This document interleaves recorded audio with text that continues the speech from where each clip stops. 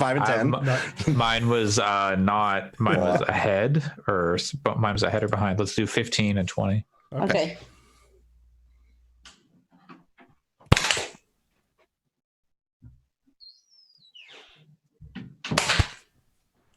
Beautiful. Boom. Kapow, as the children say. That's the stuff. Hostess. All right. No video, Sam. Okay. Sam? Sam's gone. No, there he is. Sam. Oh, he's getting the baby. Sam, you got a spider on you. Watch out. I would like to see the baby. Oh. I just got handed a baby. Oh. That's a very cute baby. Your baby's Cuter so than cute. most babies. Hi, baby. I don't think babies are usually as cute as most people think babies are cute. How does That's your cute, baby's eyes work? He has 4 of them. No, now he has 3. Got But a giant spider on him. I'd watch out. watch out! Here comes the Spider-Man. Spider baby. That's pretty adorable. Also, he has Spider-Man socks on. Oh my god! That's good. Oh, You can't That's really good. see. That, I dressed him this morning. I can tell. I wonder if is this gonna be the kind of thing where he's gonna resent Spider-Man by age 4? Yes. No, he'll be like 8, and it'll be like fucking Spider-Man. God damn. Should have named me Miles. Yeah. So yeah, we have a special guest while Fiona goes to the toilet. But I'll Sick. mute myself if he gets a bit funny. I'm always up for the special guest. He's so cute. All right. Did I send you guys the GIF earlier? Yes, I think I of him did. popping around yes. the corner. Yes. Oh, I haven't found that. Oh, there No, I it is. haven't either. That's very good. It's a really good GIF. It is very good. That's actually one that that's a gift that Oh. other people, I could see other people using for things. If It's you a want your gift that child to keeps go on viral. No, unfortunately, we have a ban on pictures of PP on the internet. That's good. That's That's good. That's really good. That's I a mean, good decision. You can't That's- out Spider-Man like that. That's a good rule Yeah. for life, though. Banning PP pictures from internet. Yeah. Anthony Weiner, I tried to get in touch with him, tell him my idea, but he's not on board. Speaking of wieners. All right. We ready? Mhm. Yeah. Oh wait, give me 1 second, just so I can get the timestamp ready. Yeah. Yep, ready. Hello and welcome to Gaming Fix, episode 106 on this February 1st, 2020. Wow, 2020. Who would have thought? I'm your host, Andre Cole, aka your girl's favorite Fast and Furious movie. I'm joined today by Alex Galinas. I've only seen half of one Fast and Furious movie, Which one? Tokyo Drift. Oh, okay. That's a good one. Also joined by Allison Saigan. I've only seen the first Fast and Furious movie, so I think I've got some catching up to do. Didn't you say you own a collection of Yep. 7 of the movies? Yes, I do. because it was on sale for like $20, so I was like, I think I bought why that not? same collection. Is it like in a white Yeah. case and it has a light up speedometer? Yeah, and then Yeah. it has an empty spot where you can put in the 8th movie, which I did. Yeah, I Wait, have really? that. It does? Yeah, and I had because it Now came I out wish I right had before bought the that. 8th movie. I mean, you could probably get it on sale or like a new one. Like I said, I literally got it for like $20. Oh yeah, no, so- it was real cheap for a while. Yeah, they do those for every Fast and Furious film. Wait, who was that With spoke? the one with a space. So we have 2 people who have broken protocol and talked before their turn. I'm talking about Pat interesting topics Cotter. before my turn. Hey, absolutely, we will do that, and you must not talk. And also rudely interrupting Sam Harrison. I live my life a quarter pod at a time. I live my life 1 cup of Onyx Coffee Labs, Ethiopia Bensis Shantawan. They didn't pay for this. Alex, bleep that. All right. Well, is video games. Everybody, Should we how intro- about them? Should we introduce Yay, the video interrupter? games. Nah, let's not Uh, introduce the interrupter. We'll introduce him at the end. I said Pat. Oh, I got but introduced. I just Oh, wasn't okay. given a chance to say anything when it was my Gotcha. turn. You Gotcha. spoke before your turn. That was Mm. your chance to speak. Man, that Fast and Furious trailer, huh? Mm. Speaking of protocol, video game podcast, no Fast and Furious. Moving on. Oh, wait until you see the doc. Oh God. Anyway, yeah, it's video games. We played them. Some of us did. Some I was of us kinda played the kidding. We same could- games. We could talk Some about of Fast us and like Furious. them. Okay, so I haven't seen the trailer. What's so crazy Oh. about it? I've just seen talk about the trailer. There's a lot of craziness. There's a lot of It's worth stuff in that John trailer. Cena. So- Okay, so spoilers for Fast and Furious Furious 9, the trailer. Yeah. But John the Cena. trailer like spoils some things that they should not have spoiled. The trailer spoils like that entire movie. It seems Yeah. like. I told one of my friends, I was like, if you think you can go unspoiled until May, don't watch the trailer or just watch it until you see the logo. If you're not going to go to any movies between now and May, Or open and- Twitter. or yeah, like everyone was just Yeah, immediately everyone talking spoiled it about on apparently. Twitter. So first of all, John Cena is Vin Diesel's brother in this movie, his older Younger brother.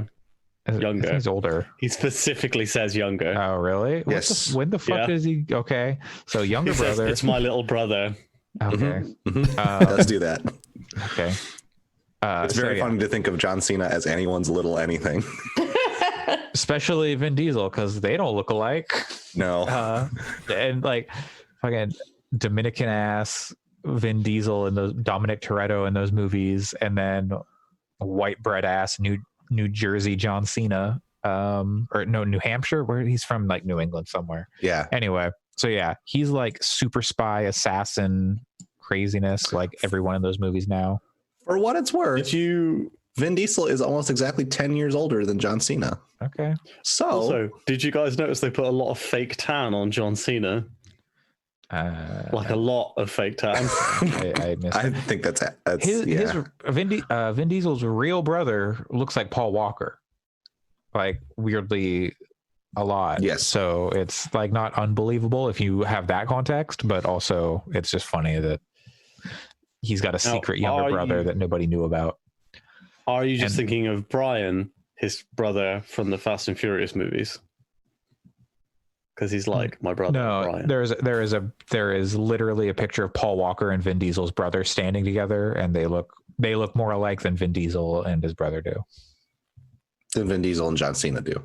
Yeah, Things that are not the difference between Vin Diesel and his real brother is Yeah. about the difference between Dominic Toretto and whoever John Cena's character is. Yeah. So Okay. yeah, it's not unbelievable with that context. Yes. The main character of Fast and Furious Tokyo Drift is back. The high schooler who was like 30 years old.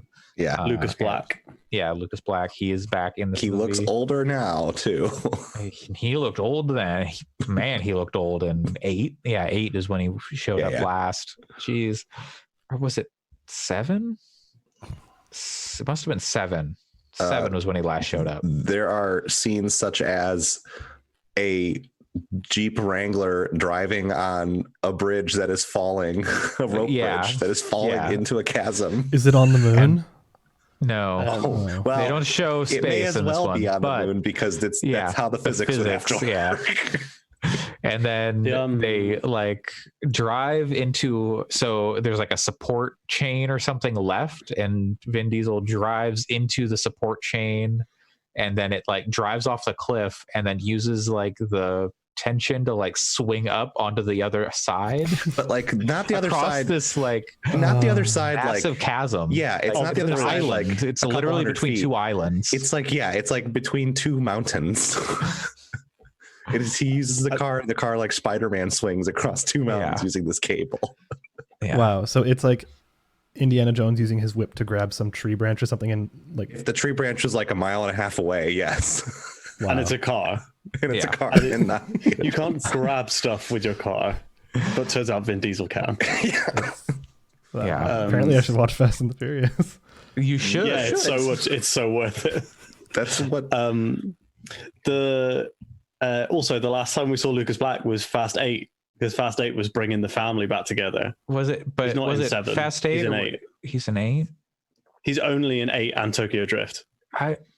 Is he really? Because Is it they 8? go to Why did- Tokyo to Why? get something from him in 8. I don't remember That what. sounds right. I can't remember I guess I need to watch the movies again to get the I'm story. Going to be starting that rewatch soon. Yeah. Hopefully, my partner can deal with the Fast and the Furious movies. She has not historically been interested in them. Oh well, she hasn't watched. Just start her at 5. Yeah, start her at 5, and then you'll be good. No, I'm going to watch them all. I mean, you can watch them all, but get her in at 5, and then it'll be fine. But I'm I mean, even gonna really, watch she needs to Too watch Fast, Too from. Furious. She needs to watch from the beginning to get the full story and the full emotional impact. That's what I'm saying. So I like Fast and Furious 2. I think that one's I do also. stronger than Fast and Furious, the 4th movie. Agreed. That's a terrible film. You are correct, by the way, that he is in Fast 7, not Fast 8. That's what I thought. Okay. He is, however, in a film called Legion, where his character is called Jeep Hansen. What? Jeep Hansen or Jeep Handsome? No, Jeep Hansen. Hansen Okay. like the band, Jeep like the brand. Okay. I like Jeep Handsome better. Or though. Yeah. I foreshadowing think for that's his our time in podcast name is Jeep. Jeep Handsome. The big spoiler, though, from that trailer Is the best character in the entire franchise is back from Ludacris the has dead. always been in it. He hasn't died. No. fair. So Han. So you might know Han from watching half of Tokyo Drift. Yep. Or Better Luck Tomorrow. So Spoiler: he dies. Han dies at the end of Tokyo Drift. But That's Tokyo the part Drift I takes remember. place in the future. So No, Tokyo yes. Drift takes place during Fast 6. I almost called it episode 4. So in Fast and Furious at the beginning, Han is alive, and you're like, what the fuck is going on? And then in 5, he's still alive, and then you're like, what? And he's like, oh, I want to go to Tokyo. And then at 6, And you're like, he's dude, like, no. yeah, don't do it, Han, don't do it. And then in 6, he's like, oh, I'm finally gonna go to Tokyo. And then he dies at the end of And you're seven. like, excuse No, me, he dude, dies He doesn't. in like the first half hour of 7. Well, And they, He's that's killed when they in go the to- post credits of 6. yeah, it's post credits of 6 that he died. That That's- he's Post like, well, credits they- of 6, and then they don't show it in 7. No, they assume do. You've watched that post credits. No, they do, because okay, we have to break this down. So at the end of Okay. 6, Oh my Fast and God. Furious. post credits cast. scene of 6 is they show it's Jason Statham calling yeah, from the scene, and then in 7 they have it from Dominic's point of view at the house because he gets the bomb, yeah, that's and true. then he does. Then we get Jason Statham calling, and at when the bomb blows up. What So we it's in can- all 3 of those movies. What we can say most assuredly is that Fast 9, the 9th film in the Fast and Furious Franchise. series, Saga. will almost assuredly be better than The Rise of Skywalker. Absolutely, 100%. 9th film in the Star Wars That saga. trailer is better than Rise of Skywalker. Yes. Well, it's I technically haven't the- seen the trailer, and I assume it's better. So that's where I'm at right now. Yes. I didn't hate Rise of Skywalker. I did. Moving on. Anyway, that Fast and Furious game, huh? Sam, would you say that Hobbs and Shaw is the Rogue One of Fast and Furious? It was basically a Mission Impossible film, but It instead is. of Tom Cruise trying to be sensible and cool, it's Jason Statham and The Rock hating each other. So the Is entire Ving film, Rhames all Black they do Superman? is no. But Idris Elba, okay, there are several things that happen with Idris Elba that are great. Okay, we don't He need to has- go through all of them. He has a motorcycle that transforms and can ride itself to him when he loses it. It doesn't need to and ride he's- itself. And Idris Elba is bulletproof. He just catches a bullet in the first scene of the movie, letting you know exactly what's going on. All right, and I'll where watch the this. Fast I'll watch this movie franchise as has part of got this to. rewatch. It's so good. Let me tell you about Idris Elba in Cats. Ooh. I mean, Ooh. to be like, there's He has. Have you heard that in Cats he has done literally every single human crime? So the implications of that Jesus Christ. are What? fucking wild. Yep. Yeah, And every human crime. I don't want to hear about that's every By crime. whose metric? Who's determining what Every- human crimes are? Every crime. crime. He's gone to every country and done every crime. I mean, Did you that's see? presumably. From- From They- misdemeanors they to had to- federal offense. Yeah. The war crimes. It's, Yep. Did Sorry, you see Sam. that they had to CGI Jason Derulo's package because it looked too big, so they had to reduce it with I want CG. to talk about this. So, well, what do you want to talk about, Pat? The part that I want to talk about my favorite part of the Fast 9 trailer, which is the Okay. part that sold me all the way on this movie. Is Go when on. John Cena jumped or fell, I'm not really clear, out of a like 8-story window onto a Yep. moving bus and then stood Yep. up. And it was Yeah. fine. And then Vin Also, Diesel jumped out of the same window and then also landed on a bus by way of catching the railing on the Yeah, and then they But were a on two different different bus. buses. yeah. And they just stand up and look at each other like shit's As going the down. buses drive by, as if it was a scene in Gang Beasts. Anyway, we can talk about video games now. There's a I'm bit in very Hobbs and excited for Shaw that where The movie. Rock just jumps out of the 80th floor of a building.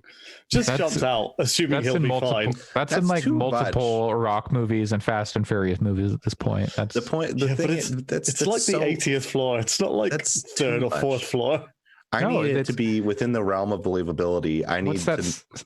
San Andreas, and then in Fast 6 when they, or is it Fast 6 or Fast 7 where they drive Fast out of the place in Abu Dhabi? Is that where Yeah, it is? it's big Dubai. building? Yeah, I think. that's good. Yeah, Abu Dubai. Dhabi or Dubai? This is Dubai. Dubai. Anyway. It's that electric car. Anyway, Isn't Abu Dhabi the country and Dubai the... Sorry, Abu Dhabi the city and Dubai the country? Or am I mental? My geography is very rusty. places where very, very rich people live. Yes, That's what I know of those places are. Know what else is very Abu rusty Dhabi though? is the capital of the Arab Emirates. this podcast because we cannot say. I gave Pat an out, but No. he kept talking about. You know what's rusty is a lot of things in the game that Pat has brought today. Oh. I don't agree. See, this is why I was kind of ready to ride the movies wave, because I knew that it was going to be yet another instance of me talking about a thing I really like and other people being like, "Nah." That- It's fine. That's my stance on the game you're bringing. Okay. I haven't played it yet. I'll play it eventually. What game have you been playing, Pat? I've primarily been playing a lot of Kentucky Route Zero this week. Well, actually, I played more Modern Warfare than Kentucky Route Zero, but I've So talked about that you're a route, not a enough. route. Kentucky Route Kentucky Zero. route, Yes. not Kentucky Route Yes, Zero. it is pronounced route. Root is a root of a tree. Route is the like a road or a path. It's like a square or root, something. a square Kentucky square root of Just zero. Similar to how you route an invading army, which is them running away. Kentucky square root of zero. You don't say you root. Oh, we rooted them. That would be like a CC effect where they're stuck in place for like 5 seconds. Be a long route, but Route 66. Not you say Route 66. I would say Okay. Route 66, although most people do say Route 66, but I don't like that. Anyway, Kentucky Route Zero is a like point and click adventure game that has been in development for like 7 years ish. Probably And- 8 because it came out 7 years ago. Yeah, but, yeah. The first act came out 7 years ago, but it's been out for it's probably been in development that long, and it's been what, like 5 years since the fourth act was released. Something like that.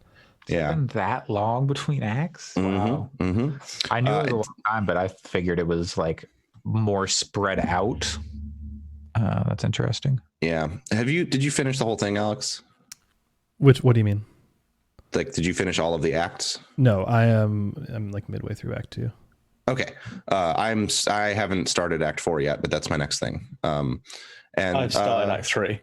I think it's real good.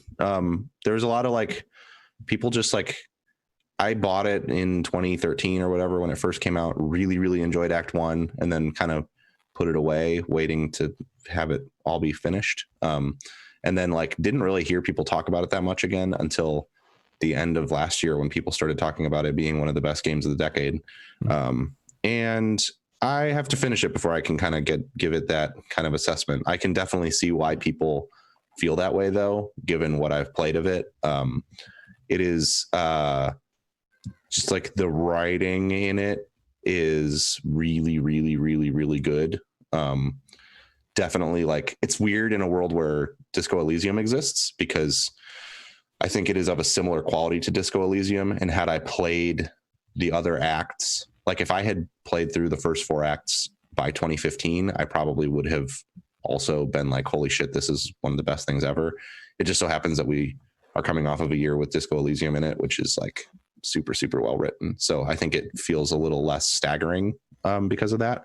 But it does a lot of, like, for starters, it is like deeply American game. It's a game about American politics and economics and hardship and culture. And sort of specifically, it's about the culture of middle America and sort of downtrodden communities within middle America.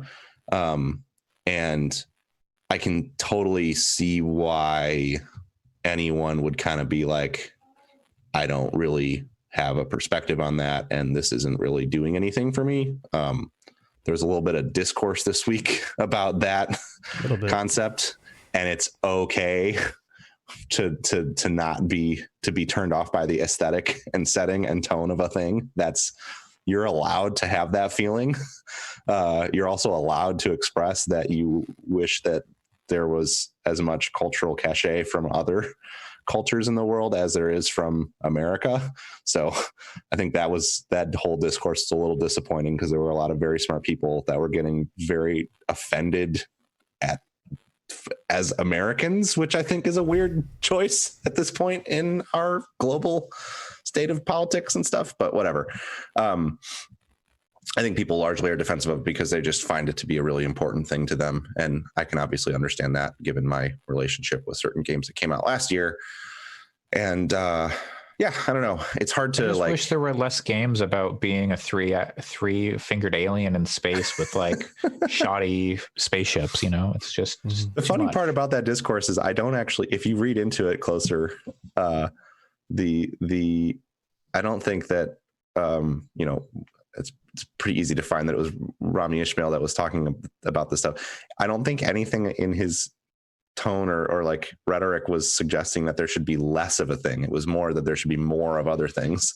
So I thought it's fun. I think it's funny in the first place that it blew up into this, like, you think Kentucky Route Zero shouldn't exist, when, like, it was that was a bizarre Yeah, thing. the discourse felt like more like, I don't think I don't think it should exist, but more of like, hey, other cultures exist too. Like, yeah, legit. Yeah. I think I mentioned this in our group chat. I thought this was a weird game for him to bring that up with, given that it's been out for 7 years. But but it's in the zeitgeist. It's true. It is in the zeitgeist. That's what everyone's talking about. But also, it doesn't really portray America in the same way as any other game, because like it's going at Kentucky, which is, you know, usually if Kentucky is portrayed in anything, it's portrayed as a joke at some point. It's like kind of like, oh, this is where the Southern Hicks live, ha ha ha. But this is like, no, this is rural communities, and this is like people interacting with each other in a very human way, which is actually pretty great. And there were lots of conversations about that, like who responded, people who, like, you know, thought things out like that. And then there were lots of people who, like, you think you make Kentucky Route Zero look bad, or you're saying it's bad, or, you know, subtweeting with like some bullshit. Well, and a core thing it's very clear that, like, Rami himself didn't play the game. And I think that to your point, Alex, like, if he had, he probably would come away with a better view of that sort of thing. However, I think it's very fair to just be like, it's a game. You're telling me it's a deeply American game, and I don't want to play things that are deeply American right now because of, I mean, just a variety of factors. Even if, like, selling it that way is not like helpful for someone who's saying I'm sick of American things. And then to, like, let me tell you, if you want people to engage with something that's very important to you, the wrong way to go about it is fuck you, you don't know anything about this, stop talking about this thing I love Totally. until you play it. Like 100% that is for that, not yes. a helpful way to get people to engage with the thing that you love. And so I think it was like, I was very frustrated with it. In fact, it impacted my ability to enjoy the game earlier in the week because I was like frustrated with that discourse and with the people like flinging that stuff. So I had to like disconnect a little bit and like reset to be able to enjoy the game on its own terms, because it's not its fault at all. None of this is Kentucky Route Zero's fault. So anyway, I highly recommend it. I honestly think it's a game that's like, the less you know about it going in, probably the more effective it'll be. I think it's the kind of game that does the whole range of emotions. Like it has everything from, has very funny moments, very sad moments, very moving moments of like, it's not a horror game, but it has moments that are like scary to think about. And then it also has like deeply boring moments too, but all of it kind of serves a greater purpose. There's nothing in that game that, it's kind of like the antithesis of a Death Stranding, where instead of beating you over the head with metaphor, it's more kind of presenting things and asking you to connect some dots yourself without leaving you to a like totally esoteric, like there's still a plot that you can follow and characters that have stories and motivations and arcs. So it's cool because there's just stuff that, like, reading reviews of acts as I played them, I was like, oh, I didn't really think about that way. That's really interesting. So I think I understand why people think it's so impressive. I think, like, for me, the thing that so far has kind of kept it from being the, oh my God, this is the greatest game of the decade, is just that they're, and this is a very personal metric. This is not something that would make an argument for anyone else. But I think if I could watch someone play through something and get the same experience out of it, it's a little bit less impactful for me. And it's possible that I would feel differently if somebody else had the controls, because you do select dialogue options. That's the primary element of, like, choice in the game, is that, you usually have the option between a couple of dialogue choices. And if you don't pick one, you'll just never see it, like what it is, unless you play through the game again. And they're usually pretty structural differences in that specific conversation. It's not like Disco Elysium where it's like diamonding out into all these different choices. It's more like, in a specific dialogue, you're going to get different results if you make different choices. Like one very specific instance in the first act is when you have the choice between looking at a TV and looking at what's going on in the background, like what's going on in the world. Yeah. And if you choose one, you don't get to go back and do the other. Right. So that is cool. That is definitely a thing. But other than that, so far it's been like, I haven't felt like I feel like this could also be presented as a, like, really good graphic novel or a really good animated film or something. And so that's where it's like the quality of it is excellent, but it doesn't have the same, like, pull for me as a best of the decade as some games, because it being deployed as a game hasn't yet struck me as a, like, this has to be this thing. This has to be a game, in the same way that something like Disco Elysium and Outer Wilds did for me. The interactivity isn't very vital so far. I'm a little bit before you, but probably only about 20 minutes, half an hour. Mm-hmm. It's very lightly interactive. The majority of the interaction is walking from place to place and choosing dialogue options. Yeah. I do like, however, that you can influence the story. So if you say, for example, like, there's a section where they go, "What did you have for breakfast?" And my character, I chose to say, "Oh, I had breakfast with another character," and then later on they do a flashback to that breakfast, and you get to see that happening. That's a good point. I think maybe part of my thing is I'm not recognizing all of the instances where that's occurring, and maybe if I saw it if I played it again, I would start to understand that. It's maybe just more subtle about it than something like Disco Elysium.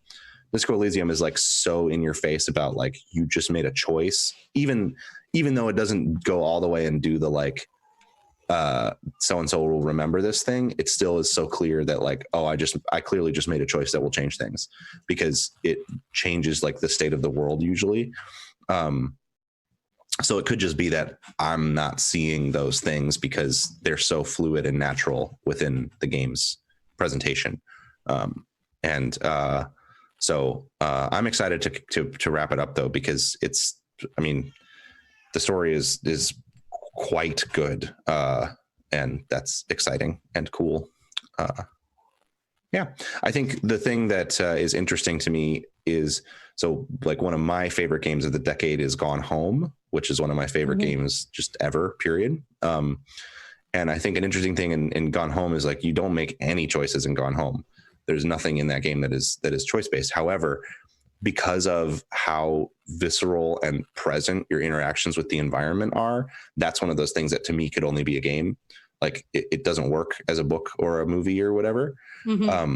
So I think it's interesting the way that different games that are in that game of the decade space approach the idea of interactivity, and like the idea of like the reason this had to be a game is this, rather than just being a great novel. So that part of it I find really fascinating, and it's cool to see it finished. And from what everyone says, the final act, against all odds, they actually like made good on the story that people are so like head over heels for. So I'm very excited to close it out.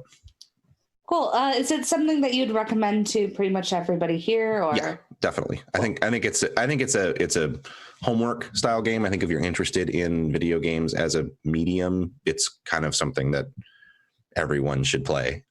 Because I think Andre might. Really? I wouldn't say it was a homework game at all, personally. It feels like a mashup between a visual novel and an adventure game. So I don't know. It has a lot of conversation and dialogue in the same way a visual novel would have. But there is an avatar that you move around, and you need to kind of solve stuff in the same way you do in an adventure game. So yeah, I wouldn't. Whilst I have said, and I haven't said on the podcast, so I'm not on record, but I've on record in our chat group as saying that the interludes are extremely pretentious and boring. I think the actual chapters are really good and totally worth playing. Yeah, I think from a writing perspective, if you have any interest in narrative design, I guess if you don't care at all about like narrative, you don't need to play it. But I think like if you care about narrative design, which to me is like, I guess for me, that is the most important part of video games. So maybe that's why I feel strongly about people playing it. But I think it's a pretty core. It's pretty core to the way that narrative design has developed over the last decade, and like whether it influenced things or was influenced by things, it's either way a really interesting peek into those things. Are you meaning narrative design is in the somewhat branching paths, or just the general like, tone of writing? No, not the tone of writing. I mean like the way that the writing hangs together based on dialogue choices that you make, and based on like moving through the world and stuff like that, and based on like timing and things, because there's times when you can see pieces that are kind of feel ancillary to the plot, but also fill out the world a lot. The way that the interludes interact with the stories and the acts, all of that stuff is what I'm talking about. I mean, the writing is just very, very good, but you can get very, very good writing from a lot of things. I think the thing that makes it something that is important to play is more the way that it's constructed. So yeah. I'm curious why Alex thinks I won't like it. I think because you don't shoot any zombies. Yeah, that. But also the way it does, the pretentiousness does kind of get in the way of it occasionally for me. In the way of enjoying it. I know that sometimes you can get a little eye rolly with that kind of stuff. So I feel like you would probably end up eye rolling your way to shutting off the switch or whatever, in some instances with how far it goes. But not to say it's bad or not, like, that it's poorly executed. It's just kind of like very proud of how clever it's being, I guess. Interesting. I don't get that from it, but Yeah, I personally did, but I don't know. I think it's again. I played the first episode or first chapter, or whatever, first act when it came out in 2013 as well, and I really, really enjoyed it then. And playing it again in 2020, I thought it was fine. Like, I don't know. There was some parts of it that I thought really aged poorly, like extremely poorly, like specifically near the end when you're controlling something that is not explicitly your character. Like mechanically, or Correct. Okay. Where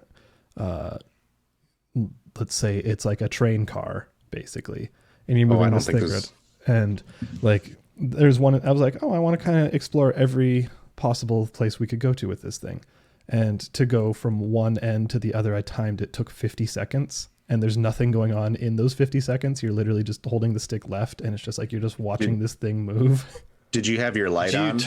You got to turn your light off. I did turn it off. Yeah, if you turn the light off, there's a lot of stuff going on around you if you turn it off. Yeah, it tells like the whole story of that. Yeah, okay. I didn't do that much. There's loads of stuff to watch. In fact, I think the poor thing in that sequence is they should make you turn your light off if they're going to show you. They should just not give you a light for that section. Yeah, because there's so much going on. It's not really a spoiler to say it tells you the story of that area in shadows that are played off of like sparks coming off of the train car.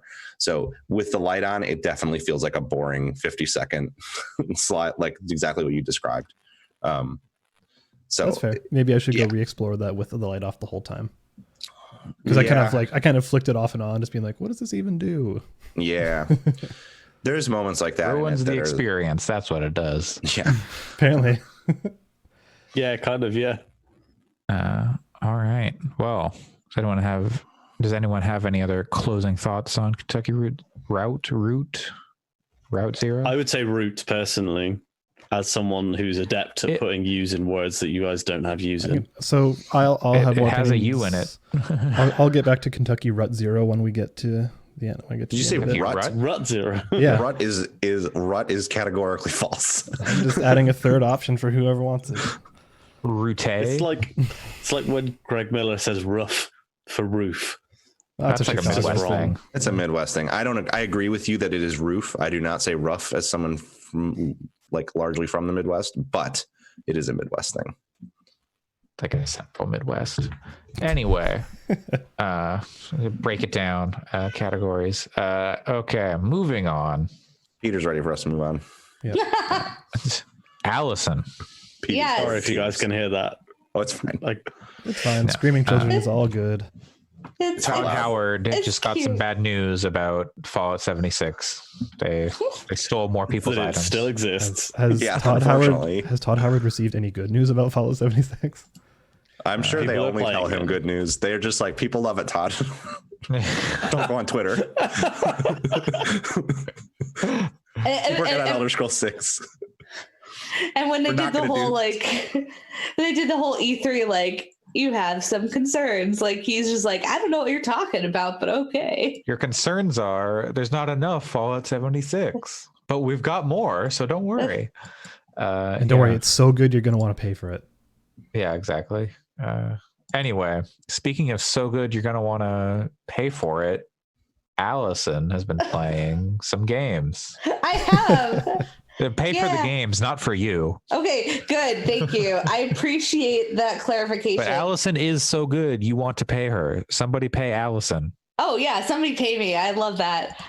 So I've been playing more of Tokyo Mirage Sessions because I finished Digimon Cyber Sleuth. So on to the next JRPG. But yeah, no, Tokyo Mirage Sessions is definitely very fun. It's definitely kind of Persona Light, but I feel like the setting of it is very much up my alley, especially since I like Japanese idol culture. So there's definitely it's the setting is very much exciting. So this is your second time through, right? I played a decent amount of it on the Wii U, but to be honest, I don't know how much of it I really remember because I'm playing it. I'm like, oh yeah, this part, and it like I'm still getting surprised. So yeah, but it's definitely, especially if you like me or somebody who wanted something like a Persona on the Switch, and they're not going to put Persona on the Switch. Yeah. The closest thing is maybe Tokyo Mirage Sessions, but the setting is really good. The whole session ability where you basically love it. Love that so it is much. so addicting to be able to get those set up. Yeah, because when you see all three characters attack at once, you're just like, yes. So it's very, very exciting to do that. But it's a very, very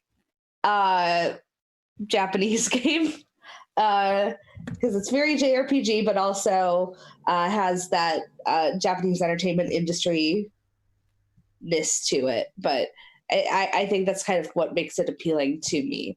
So I'm yeah. Its pacing seems a lot better than Persona in general. That's what I was going to say. That's true. Depends on what you want from it, because like it doesn't have so much of like the daily life stuff where you're not like going to the library and like, oh, I'm going to study and get my stats up. It's a much more linear story. Yeah. And there's no like daily schedule. It's just I go out there's a lot and do whatever thing you want. I like the events stuff. I like how there is a story to it, and you don't pick what you do every day and raise your stats. I kind of miss it's a it. nice change. I think it's a different game. So I think that there's definitely, benefits to, hey, this is a linear story, so the pacing is definitely going to be a little bit more there. But at the same time, I feel like, especially with this kind of setting, especially like of you working in an entertainment industry, I think it could have been interesting to have that day-to-day schedule, especially if you're trying to balance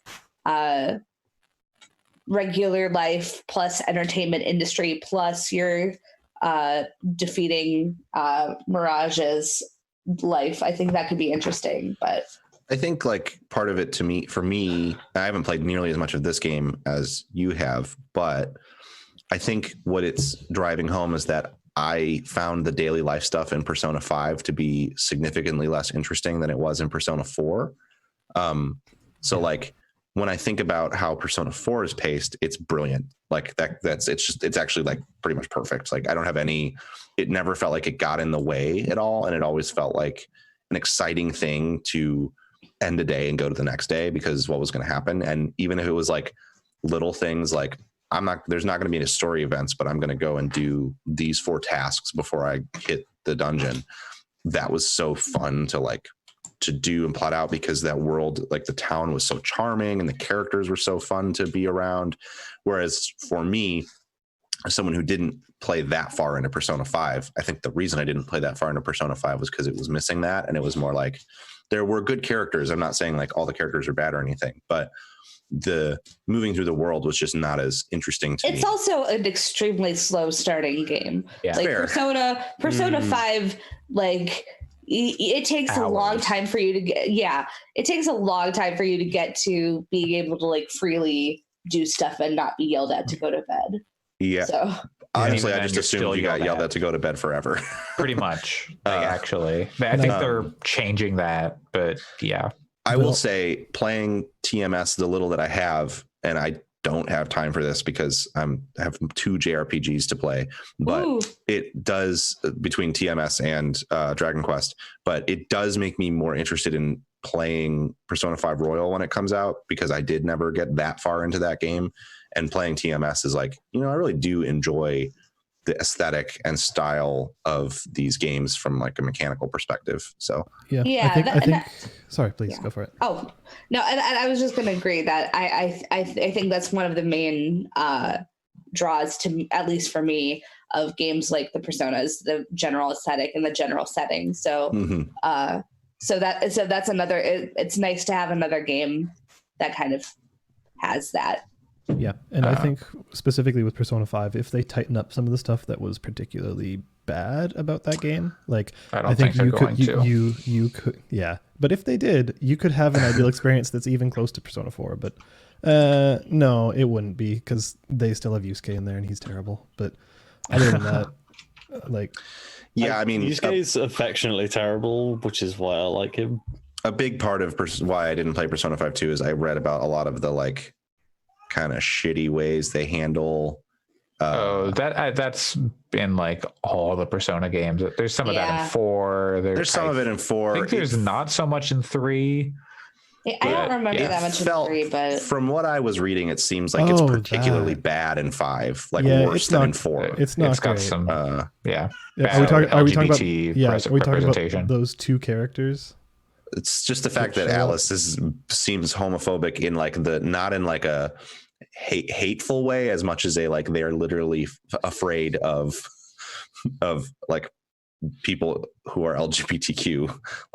That's the impression that I get, is that they find that whole thing terrifying, and so they can only represent those characters as like villains, which is, they're not presented as villains in Persona 5 so much as they're presented as inept, which is kind of shitty, or in some ways almost worse. It is like shitty, and like pedophiles also too. That's more the part that I'm referring to.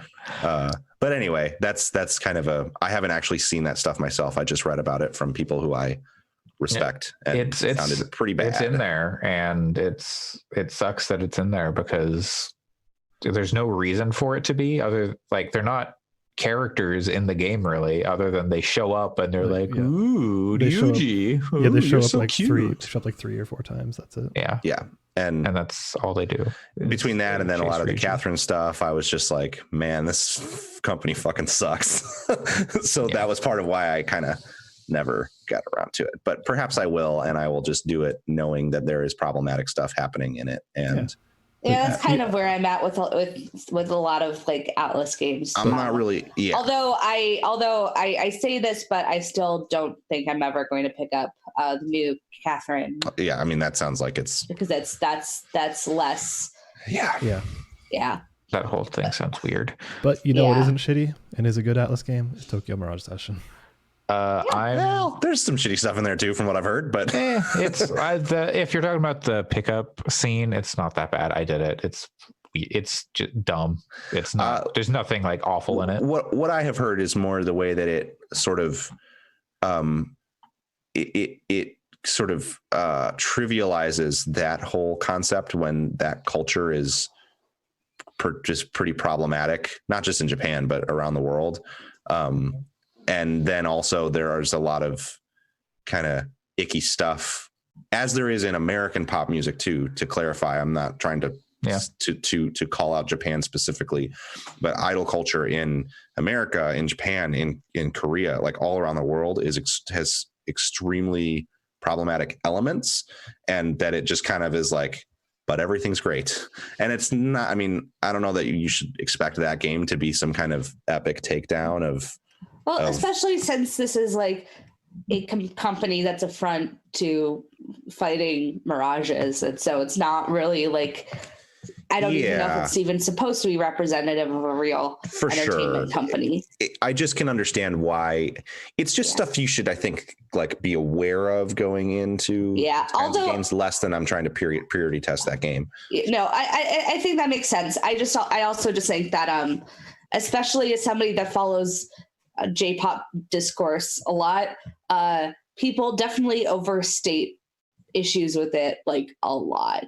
Like they say like, oh, this one thing happened, ergo this is a problem that is rife within the industry, or J-pop stans are upset, right? or like oh, they I've seen people spread like, oh, this thing totally happens when it's just pretty much made up. So it's not that, I mean, I don't want to minimize there are problems, because there 100% are, but I think there is a level of overstating it, especially since, like you said, there's problems in the music industry globally. And the review that I read of the game that was interesting, I think it was pretty long-winded about this stuff in a way that's kind of like, it seemed like the author maybe wanted to talk more generally about idol culture rather than this game specifically. So I do think that like the subject of the game can be a game, and it's okay. But I would actually be really interested to see if you could send that over to me. Yeah, I'll find it. They were one of the things they talked about, and again, this is a global problem that is not even really just specific to Japan, is that there's just a global problem of like sexualizing and objectifying the aesthetic of young women. And that while for the people on this call, I know for you specifically, Allison, like a lot of aspects of like K-pop and J-pop, it's like cute and not creepy, that they are selling it to be creepy. Like they are selling it to creepy men who find that aesthetic like very appealing for creepy reasons instead of it's cute. So that's kind of more what this reviewer talked about. But I don't know that Tokyo Mirage Sessions is the thing that should be like solving that problem. I think you are right, but I think that may be like 1% of the population that actually enjoys it, and the rest are kind of a silent 99%, or at least some. For sure. Like I think believe like, that, but maybe, those are made up numbers. I don't have maybe numbers. It's more like 5% or like 10% at highest. But like, I think you are right that those people do exist, but it's kind of also kind of crappy to dismiss the rest of the people who actually legitimately enjoy it. Oh, I don't intend to especially do that like either. Since I have met like some of the adult men who are really into it, and they all seemed like genuinely good people. Yeah, So- totally. So I would feel a little bit weird saying like, oh, if I'm seeing that some adult man is observing this, and I'm not going to assume they're creepy. And it might be just a range of experiences. Every single adult man not in this podcast group that I've said that I like K-pop to, but primarily girl groups and less guy groups, has said to me, I get why, me too. Yeah. And so like, I've never encountered someone, again, outside of people in our podcast, never encountered someone who is like legitimately into like the sound of K-pop music. It's always about Is that ladies like are sexy. more of a culture thing though? Because like when I'm talking about this, I'm including people that I've met who came from Japan to go to shows in the US. Who you've encountered more of than I have. Yeah. It's very possible that it's a culture thing. Where it's like, oh, I get like it's less unusual that you would be into a girl group if you were a dude. It's not Yeah. unusual. Man, I want a J-pop cover of that, or a K-pop, either one. Oh It, God, it probably exists somewhere. I want it to God. exist so bad. There is one of my favorite J-pop groups did a cover of "Sabotage" by the Beastie Boys. What? It is What? extremely good. It is You gotta extremely send that- good. Send that on. I will send it over. It is. I'm currently working on a list of my top 75 J-pop songs of the decade, and that is on it. That's amazing. All right. Well, back to Tokyo Mirage Sessions, the gameplay part. The way so in Persona, with your main character, you can like cycle through a bunch of different personas. That's like why your character is so special. Basically, you've got the Joker Arcana or whatever it is. And so you can like cycle through different personas and have a whole bunch of different abilities. But in this one, you're not able to do that. You have a set number of abilities, or like a set preset selected number, or selection of abilities. And so it can be difficult to figure out like, okay, what should I keep? What should I get rid of? I don't know, like what is actually valuable at this point. And so far in chapter 3, I have not been able to like, there's no way to like relearn a skill. If I'm like, oh, I shouldn't have gotten rid of that skill, I should go relearn it. I guess in chapter 4, that becomes a thing you can do. And you can swap people out on the fly in the middle of combat for like, to get different weaknesses covered, or, to session things. But you have to have the main character in at all times. Itsuki. So it's interesting and kind of challenging to deal with that, because it's 3 people instead of 4 compared to Persona. But like the basic kind of ideas of like, you have like a certain weapon, or you've got like certain kinds of attacks, like you've got like wind magic and fire magic and all that kind of stuff, and certain enemies will be weak to that. And then if you hit them with a weak thing, they'll be then you can session off of it. I'm like, Yeah. have the Persona 5 stuff and the Tokyo Mirage Session stuff in my head, so I can't get them straight now because it's like they're similar concepts, but they're different enough that I think it's very fast and snappy and satisfying as you unlock more abilities and stuff. For But sure. It's And just it's a lot more challenging than Persona, I think. And I'm playing on hard, so that's probably part of it. I might turn it down at this point because I'm just like, I don't want to have to grind too much. What's cool Yeah, is you can I change played it at on- any time. Yeah, you can change it down and up at any time you like. Yeah, It's great. I'm playing it on normal, and I had an experience where I was going into the first dungeon. I was decently far in the first dungeon, but I hadn't saved Like in a long while because I was a dummy. The first dungeon, like the tutorial dungeon, or like no. Okay, the first like the first like real one where Okay. they have where you're in Shibuya. you have 3 people and Yeah. Like the first like real dungeon, I was Yeah. in it, and I'm assuming, oh, this is gonna be a breeze. And then I died, and I hadn't saved in so fucking long. that's So happened to me a few times. And I was like, so now I am very, very like vigilant about saving this Yeah. game because I lost like a good Yeah. chunk of time to that. But I was surprised because I was just like, oh, surely there'll be nothing that will be that hard, but it actually killed me. So Yep. it's something where I don't know if it's necessarily been that. I'm still just in chapter 2, so I'm not very far. But it's one of those things where you just have to be careful. Yeah, And maybe I would more say careful than you might assume. sometimes it feels unfair with like the amount of damage being put out. Yeah, you and, like, can yeah. if you want to go.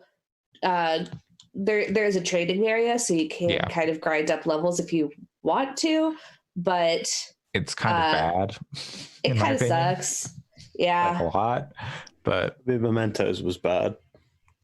yeah, that like they did like interesting story stuff in Mementos, at least, and like side quest in Here it's Tokyo just like- Mirage Sessions. It's literally just go in here to grind. Here's a map where you can grind, and they say be careful, you don't want to grind too much because that might make the game less fun, and you're just like, well, okay.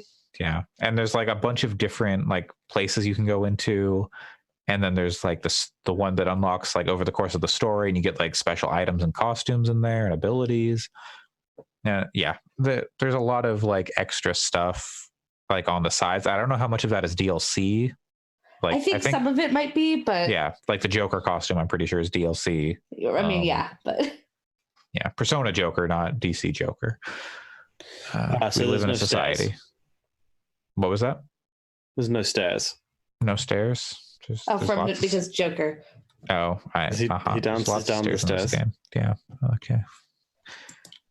Tokyo. I mean, it's not a bad movie, so you know. Oh, Look, guys, let me just pitch something to you. Tokyo Drift Sessions. Oh yes. How I come would I play never that see you video game. drift? It's the same game, but you play as Vin Diesel. How about Tokyo Mirage Sessions #FF? And you get to choose Fantastic if Paul Walker Four. wears glasses or not.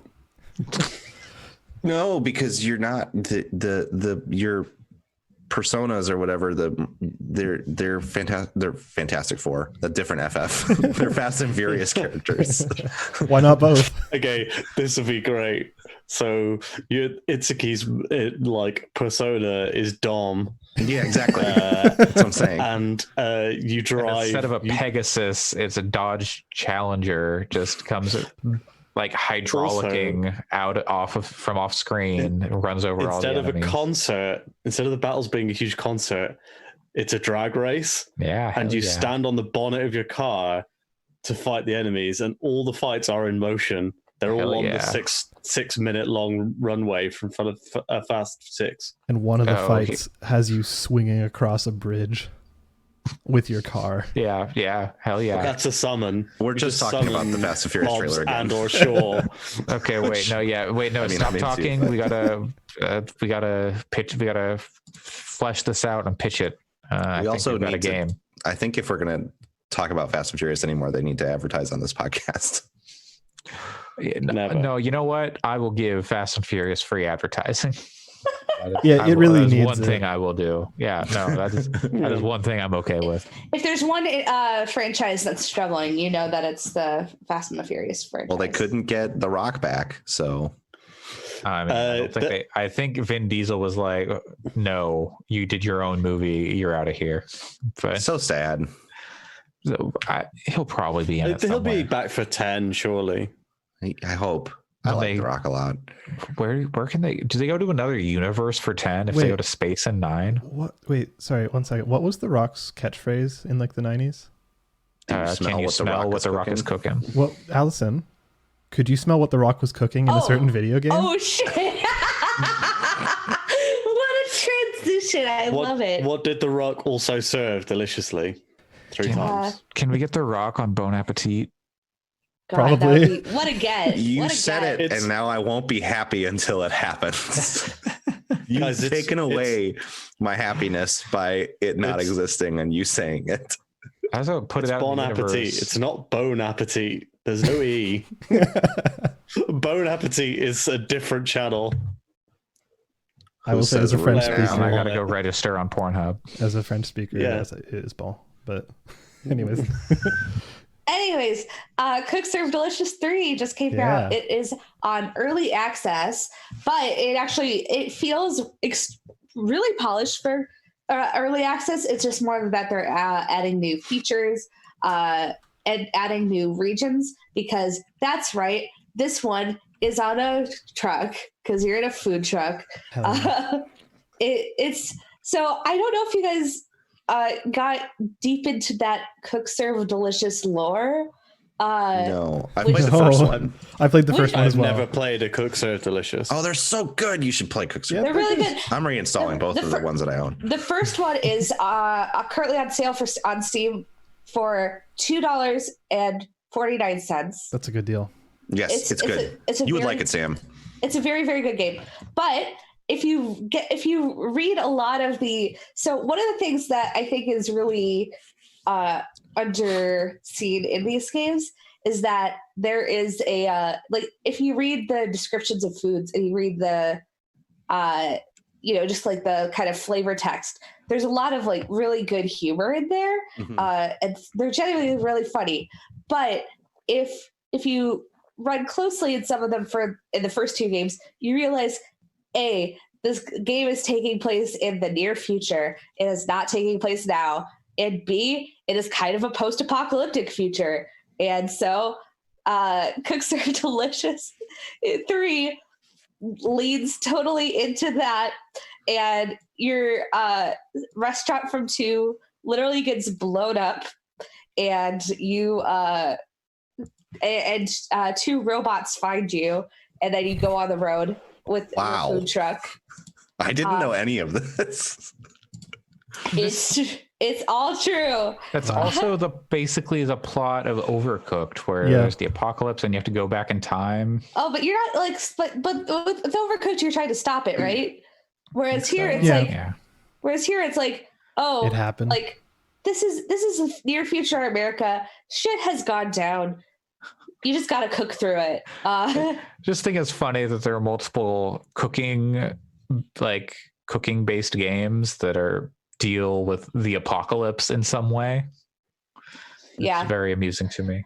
But anyway, well, it's also like, there's still stuff going on, and still like, it's not like, a Mad Max type apocalypse. It's just more of like general dystopian future, where there are like, you see the map of the United States, and there are certain bits that are just like missing, and you're like, what happened there? Including Minnesota. So rip me. I'm dead, apparently, in this game. But anyways, so with all of that, the main thrust of the game is that it's a cooking game where you are running this restaurant. But since this is a food truck game, the general flow of the day is is different, because whereas in previous games you would have just be doing an entire day of cooking, and you'd have these rush hours at like lunch and dinner time respectively. Here it's you're going from stop to stop in a certain area. So for instance, if you're playing a level, there might be 3 or 4 stops, and in between the stops you can do all of the preparation you need. Like, you're not getting any orders coming in because there's nobody there. But once you get to those stops, it is full on like busy, Totally. and things are moving very, very fast. So as you're driving, you see the like how much time you have left, and you're trying to prepare food for the holding stations, which is something that they added into is like ready to serve kind of holding food, and also just getting some additional orders that are presumably being called in, but then once you get to those areas, it is pure chaos in a way that if you've played the other games you might understand, because this is not necessarily like a casual, oh, I'm going to cook and it's going to be kind of a chill game. It is intense. Yeah. Yeah, it's not like Overcooked. It's not like a fun party game in that sense. This is more stressful. It's kind of like a rhythm game at times. Like, yeah, Totally. because I've played it on I've played 2 on Switch a little bit, but I really struggled with that because I am so used to playing it on PC. yeah. Because you are basically kind of typing out the little each food and using different keys to input, and I just don't know how to do it without that large number of keys to input. It's a kind of like a rhythm game, but also you're trying to manage all of your large number of customers that are coming in and very quickly wanting food. It's stressful, but at the same time, once you get like good at it, it is a very, very kind of cool stress where you're like, I got this, and typing and things are running around. Some of the big changes from 2 to 3 is that there's no longer any other chores. Like in previous games, like 1 and 2, occasionally there'll be something like, oh, you need to take out the trash, or you need to wash the dishes. Whereas this is just like, nope, it's all done, which is kind of nice, because really you just kind of want to be like those would be tricky and kind of take you out of the zone. Whereas here, this game is basically trying to keep you in that zone. And the best addition I've like maybe seen to any game from one iteration to the other is that there is a button where one of your robot companions can serve all of the ready dishes. So you just press it, and all of the dishes that are ready are just gone and they're served. So it just feels super satisfying to click that button and then 6 spots open up. But are they delicious? Yeah, because I'm cooking it. So Okay. Yeah, and you're also cooking like dongo and stuff. So yeah, because the other thing that's really good about this is that there's a lot of really cool foods in here. I don't think they've taken any foods out of the game, and instead keep adding more foods and keep going more and more international. So there's like just such a wide variety of different foods that are all very beautifully illustrated that you make, to the point where it's not a good idea to play it hungry because you're gonna want the food. But it's probably my favorite of the kind of cooking restaurant type game, just because it gets really intense, but then once you get in the zone, it feels just so satisfying. Yeah. Especially now with the serve all button, and you just click it and it's just like everything clears off. It's just so satisfying to do that. One of the ways I would maybe describe it to someone who's never played it is like stressful meditation. Yeah. Oh, yeah. Yeah, it's very much like a flow state kind of game. Like you get in a groove, and then you're very like it feels very like sort of in the same way that a rhythm game can, where you're just like, this is so good, and nothing is gonna like I'm not thinking about anything than maintaining this. So Exactly. It becomes very meditative. Yeah, and you start learning, especially if you're playing on PC, like you start learning some of the inputs for certain foods really almost like instinctively. So I'm not quite there yet with 3, but I know that especially playing 1, there'd be certain foods that I'd be making and it would just be like, oh, something comes up and I don't even have to look or think about the stuff that I'm putting in. So it does get to that kind of meditative quality. Like if you're making lasagna and like, I would just be like, oh, okay, I got this, and just like type it all out. And I just think it's a very, very fun game. And I'm very excited that this one came out. And I feel like Cook Serve Delicious 2 was fun, but I feel like the progression was a bit stronger in the first game. Whereas here it's just entered early access, but I feel like it already feels a little bit more polished than 2. And they just released kind of the roadmap for what they're going to be releasing in the next several months. And it looks like they're going to be adding a lot more content, but also doing the polishing up. So 3 is definitely, the first 2 are super, super cheap on Steam right now. So I definitely recommend picking those up. But 3 is also might end up being my favorite because of the kind of quality of life improvements. Yeah, that's really cool. That makes 2 early access games in 2020 that feel super polished between this and Temtem. Like they both feel like, or from what you're saying, I haven't played Cook Serve Delicious 3, but from what you're saying and what I've played of Temtem, like those both feel like complete packages or like polished, like ready for retail almost, except for the content. Oh, for sure. I think that's really what it is, because I know that I was a little bit nervous about picking it up because I generally don't want to pick up too many early access games, but I think that the gameplay and how it feels very, very polished, and it feels like a really good use of early access where, hey, we have all this content that's ready, so you might, if you like these games, you might want to buy it and play it right now, but they're actually, I think, planning it for it to leave early access in about maybe 5 or 6 months. So they have like a full plan to not have it be in early access indefinitely, which is good. Unrelated, is it they or is it still just the one guy? It's mostly the one guy, David Galindo, but Right. I know that there are other people who contribute some writing, who contribute some art.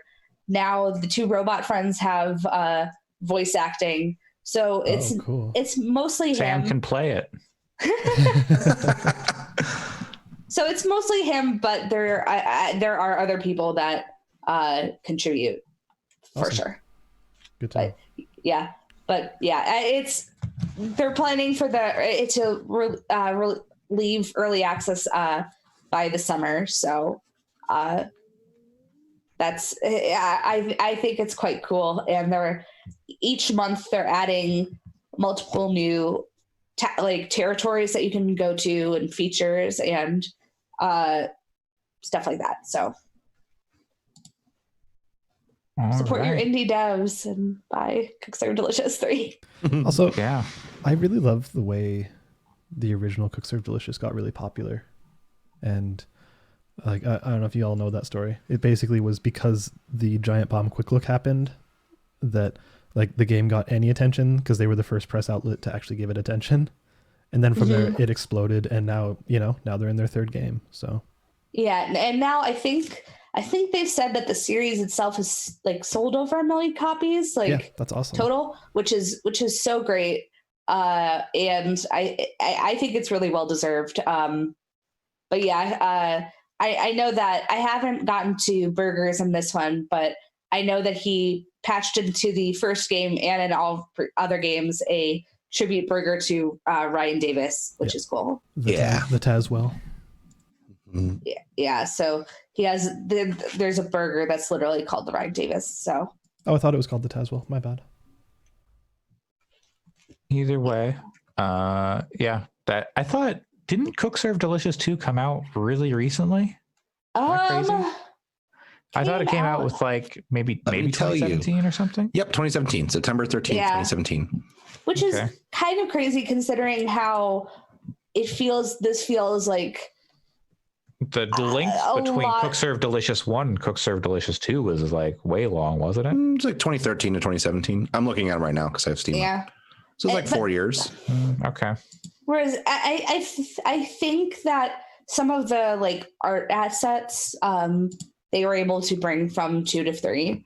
So I'm wondering if there's 3 feels like 2 feels like it was a big jump, but maybe not necessarily quite as polished. Whereas 3 feels like taking the good things about 1 and 2, but then like super polishing it and adding new foods and adding new mechanics. Yeah. But I am a fan of the series, and always feels like there's quite a bit of good content to be had. Yeah. Nice. Sam, can you talk? Maybe, he says maybe? In our group chat, not right now. Okay, great. Then Alex, it's your turn. All right. This is the part that's going to make Pat happy because none of this is about video games. I will say, don't spoil me. Hell yeah. No spoilerino. Okay. Well, how about this? We can do one thing that's video game adjacent. Yeah. Because we've been talking about one of these things a lot. Yeah, we already talked about Kentucky Route Zero, so I'm just gonna a video game about Jason. Yes, about Jason Voorhees, but also about Jason. All the Jasons are here. Jason Sudeikis. There is a. I thought you meant Mendoza. I was gonna say all the Jasons are here. Everybody's here. Jason here involved, but every Jason's here. Super Jason Brothers. Oops, all Jason. So the video game adjacent thing, Jason. Oh God, you guys are really video game Jason. Yes. Video game Jason thing is GeForce Now. I agree. I have been experimenting with GeForce Now. I've used it on several devices. I did it. And talk to your kids about GeForce Now. Talk to your kids about Jason. But do. But yeah, so I've tried to murder your children. I've tried it in several different scenarios now. One on my work computer after hours, one on my home computer, one on my phone, like in various places. And it's been pretty you consistent. said that I was going to call your boss. Yeah, you were going to sound the alarms and just be like, hey, come back from Germany on your trip and put this guy under arrest. But so I've been playing a couple of games on it, mainly Disco Elysium as a way to just kind of see, because that game has a lot of small text, which shows up pretty, that's something that you would want to look at, and has a decent amount of motion when you're moving everything around with the camera. Like it doesn't have the most animations, but those don't actually matter that much. And the other one I was actually playing is Temtem, which is not a supported game. Which has been nice to actually play a non-supported game, and makes me feel like that's probably something they're going to patch out when it comes to the real release, because if, I imagine that the people who are selling their games want some agency. Well, because it's just streaming from like a virtual desktop, right? So essentially, I would expect their supported game list is, hey, we have tested these games. We're promoting them, and then as it approaches actual release, they'll like kind of lessen that and be like, hey, here are games that we officially like have tested ourselves, and we, say, hey, we'll have a good experience with this, but like other games will be fine to play. I would be surprised if they said, oh, you can't play these other games. Okay. Yeah. I think you might be right about that. Because the way I got Temtem to work was kind of janky. Okay. I managed to crash Disco Elysium Like okay. this was on purpose. I fed it a whole ton of inputs to see what would happen, like basically with a script, and it crashed. And then it brought me to like just a straight up Steam like instance, like what you would see on your desktop. It just looked like you could see the store, libraries, friends, etc. Interesting. And then I just went installed Temtem and hit play, and it worked. So, technologically, there's nothing stopping them. If you try and play a Steam game that you don't own, it takes you to the Steam interface straight away. So you don't need to force crash the game. Oh, okay, so yeah, that's another way. Because I don't own Disco Elysium, and if I click to play it, having added it to the GeForce Now thing, it just boots up Steam and goes, hey, do you want to play it? But I can click library and look at my library. Okay, yeah, that's probably a better way to do it than writing scripts to crash the game that you're actually playing. But yeah, so that layer of it has been cool. The fact that it's literally just Steam under the hood, and then you can play whatever seemingly.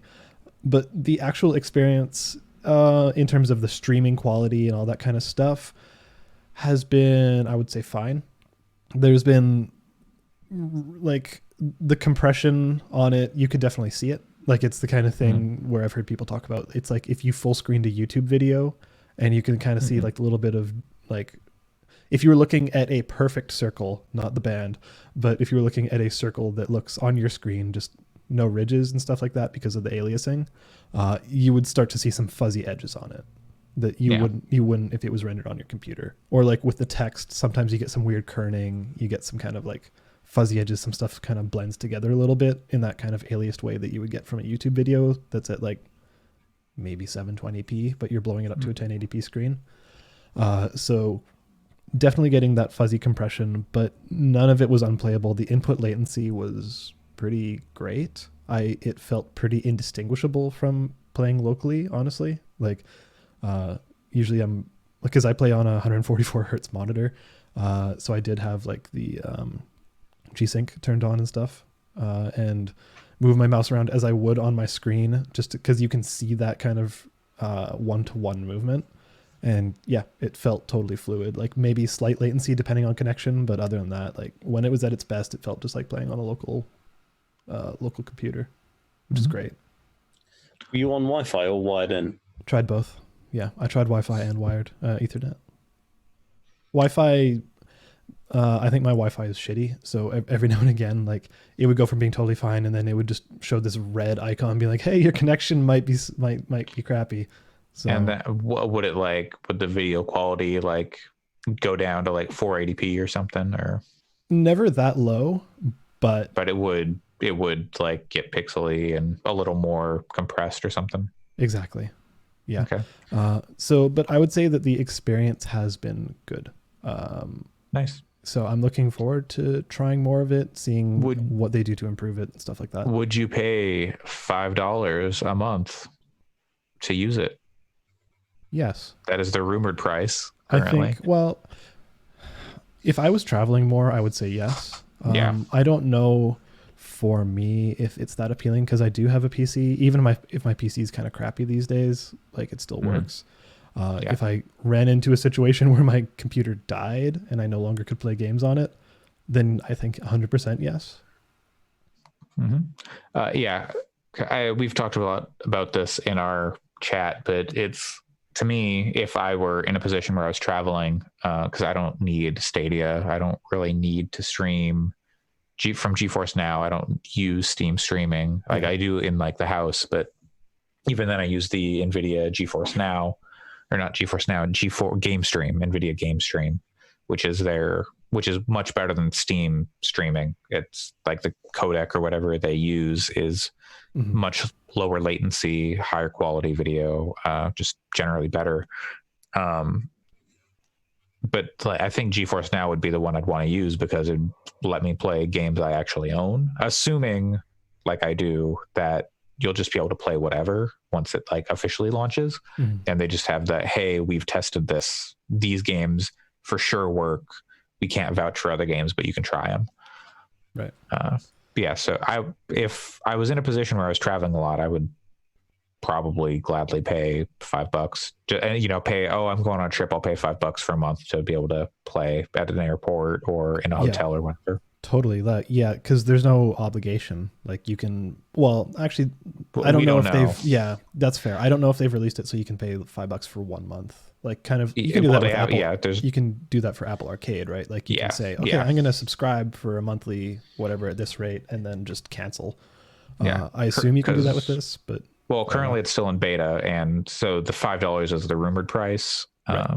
But because Yeah. they were apparently thinking 10, but they want to compete with like Microsoft and Google, so they're like, if we go lower, and you still have those games on your regular PC, so if you're at home, you can still play them there. You're not locked to a specific console, or locked to a specific platform and can only stream them or something. yeah, totally. But I'm looking forward to trying more streaming options. I'm signed up for xCloud beta, but have not been contacted for it yet. And That I- reminds me, I need to get on the PSO2 beta. I saw that I thought I read that you need to own an Xbox and be in the insider program. No, maybe they changed the requirements because all it requires is a phone, is what they say, Yeah. and a Bluetooth-enabled Xbox controller. Mm-hmm. Yeah, And- maybe it's different, but I was gonna sign up because they're like, oh, we're opening like registrations again, but it was like you need to be in the Xbox Insider program, own an Xbox, and have like the phone and a controller. But Yeah, maybe that's different. Maybe I was something else. Yeah, I didn't see those requirements when I was signing up. So, but yeah, we'll see. Either way, xCloud, GeForce Now, good experience. Would recommend to at least try. Cool. Anyways. I tried to get into the Japanese beta, but I didn't get in. Yeah, It's only unfortunately- for like SoftBank, which is cell phone provider SoftBank customers, which is weird. But they're, I guess, working with SoftBank for like data center stuff. Maybe, I don't know. That would probably make sense. But also, I don't know how it's going to work for Sam because they're no longer part of the European Union. So Yeah, as of today. as of today, Fuck everything. Well, actually, as of yesterday at 11 o'clock for some reason. yeah, I did see that. That was Anyway, midnight in Europe, I think. Midnight in Brussels. Yeah, Yeah. probably. But on a lighter note, we can get away from the video game shit and start talking about the real shit. No, sorry, the real good stuff. Are you gonna take us to a good place here, Alex? I am. What's up, Sam? I was going to say, I literally have paused in the other room, The Good Place, with 1 minute left of episode 49. So if we could keep the spoilers No, light. this totally spoiler free. This is spoiler free, especially since people, if you're listening to this and you haven't watched the show, go watch. Yeah, and I don't think I'm even gonna spoil like anything from the first season. It's just going to be kind of in impressions on how they handled Only. everything. Season 2 onward, fair game. Alex is gonna spoil it all, scene by scene rundown. Okay, so the very last scene in the very last episode. No. So yeah, I was kind of late to the party on The Good Place. Like I know Allison and Sam, you guys have been watching it for way longer than I have, and you guys kept talking about it in our chat. It's like, all right, these two care about it. Obviously, let's give it a shot. And got like halfway through the first season, I was kind of like, this is not great. Or like not great, but I was just like, this seems fine. It doesn't seem to be like something that people should be going crazy for. And then finished the first season, I was like, okay, yeah, this is pretty great. And then the second season was like, yeah, it's pretty great. Third season, like, yeah, it's pretty great. So it was pretty consistent after that. So totally on board with you guys. And by the time I had watched it, I was catching up. Like I think I got on board as the third season was ending, so I was able to see those kind of live, which was good. So fourth season, I was watching week by week for a while, but then got really busy, so I just watched the last like 3 or 4 episodes in one chunk. And I will say, in my opinion, you guys can either agree or disagree. It's up to you. I thought season 4 was really strangely paced. I think It was kind of. sorry, I was just gonna say like the first half seemed a little bit meandering and also like kind of slow paced, and also had it just kind of randomly introduced new characters that weren't really particularly well developed by the end of their arc. And then the second half was kind of like ultra fast paced, and it seemed like they were trying to wrap everything up and like just tie up as many loose ends as they possibly could. Like, not saying that's a bad thing. It was just a very strange season in that sense. I don't know if you guys feel that way too. I mean, I would agree with it.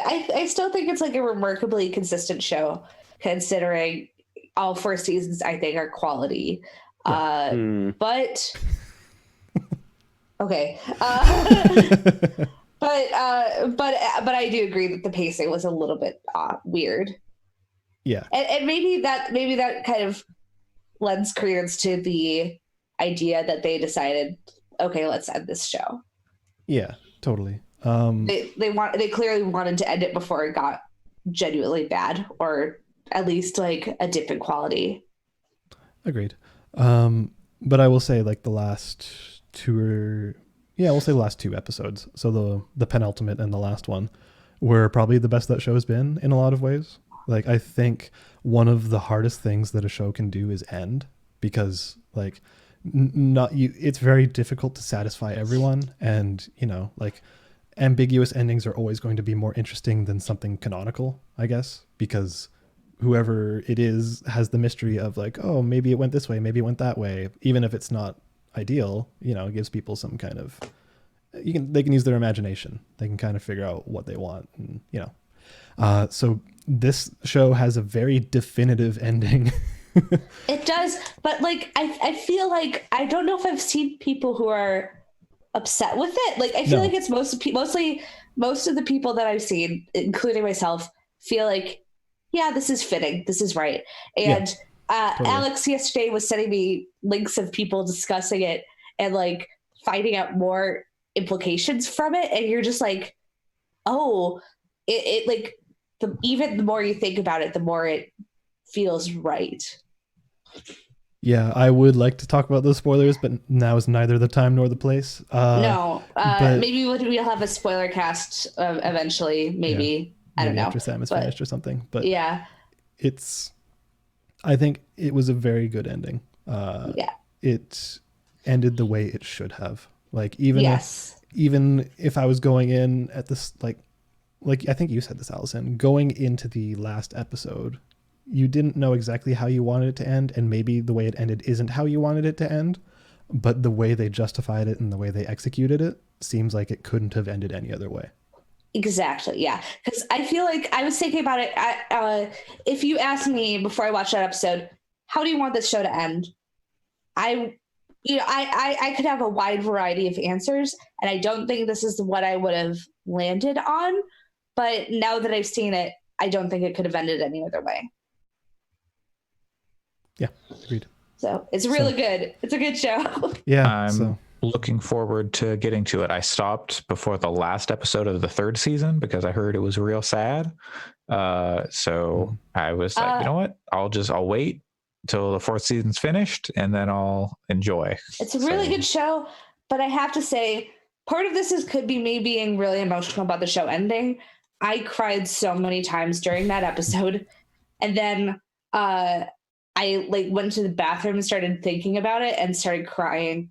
And yesterday, Alex and I were talking about it. I started crying just because we were talking about it. So it's like, it gets you.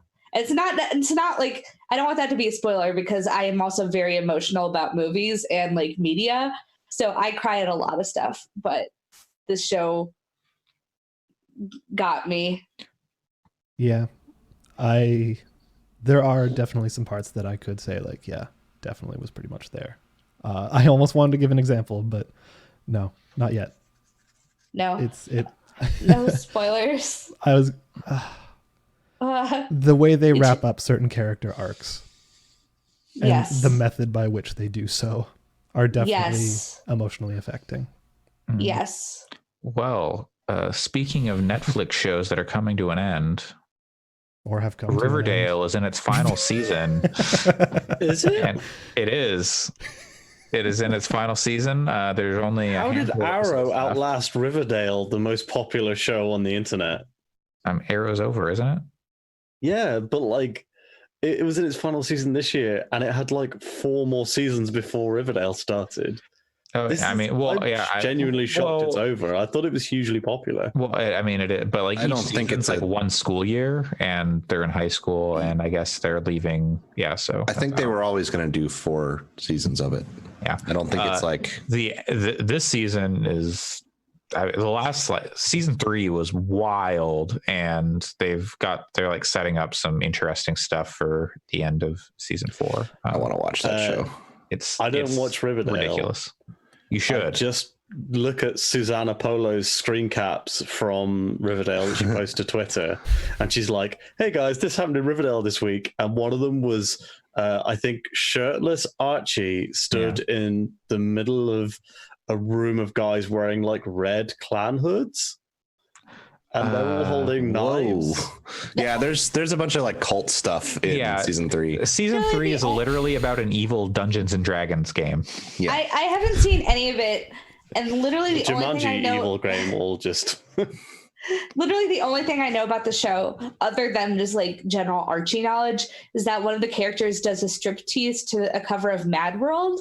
And It's a very good show. It's literally the only thing I like know. I'm like, okay, Riverdale, Archie comics, striptease to Mad World. I'm like, it's so bizarre. And like the first season, I was like, what year is this? When does this take place? Where do these people live? What they should do is they should end the show.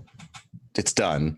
And then in like 2 or 3 years, come back and just say, we're launching a new show. It's called Riverdale, with a whole new cast, recast all the characters, start back over from their freshman year, and just do another 4 years of weird batshit stuff.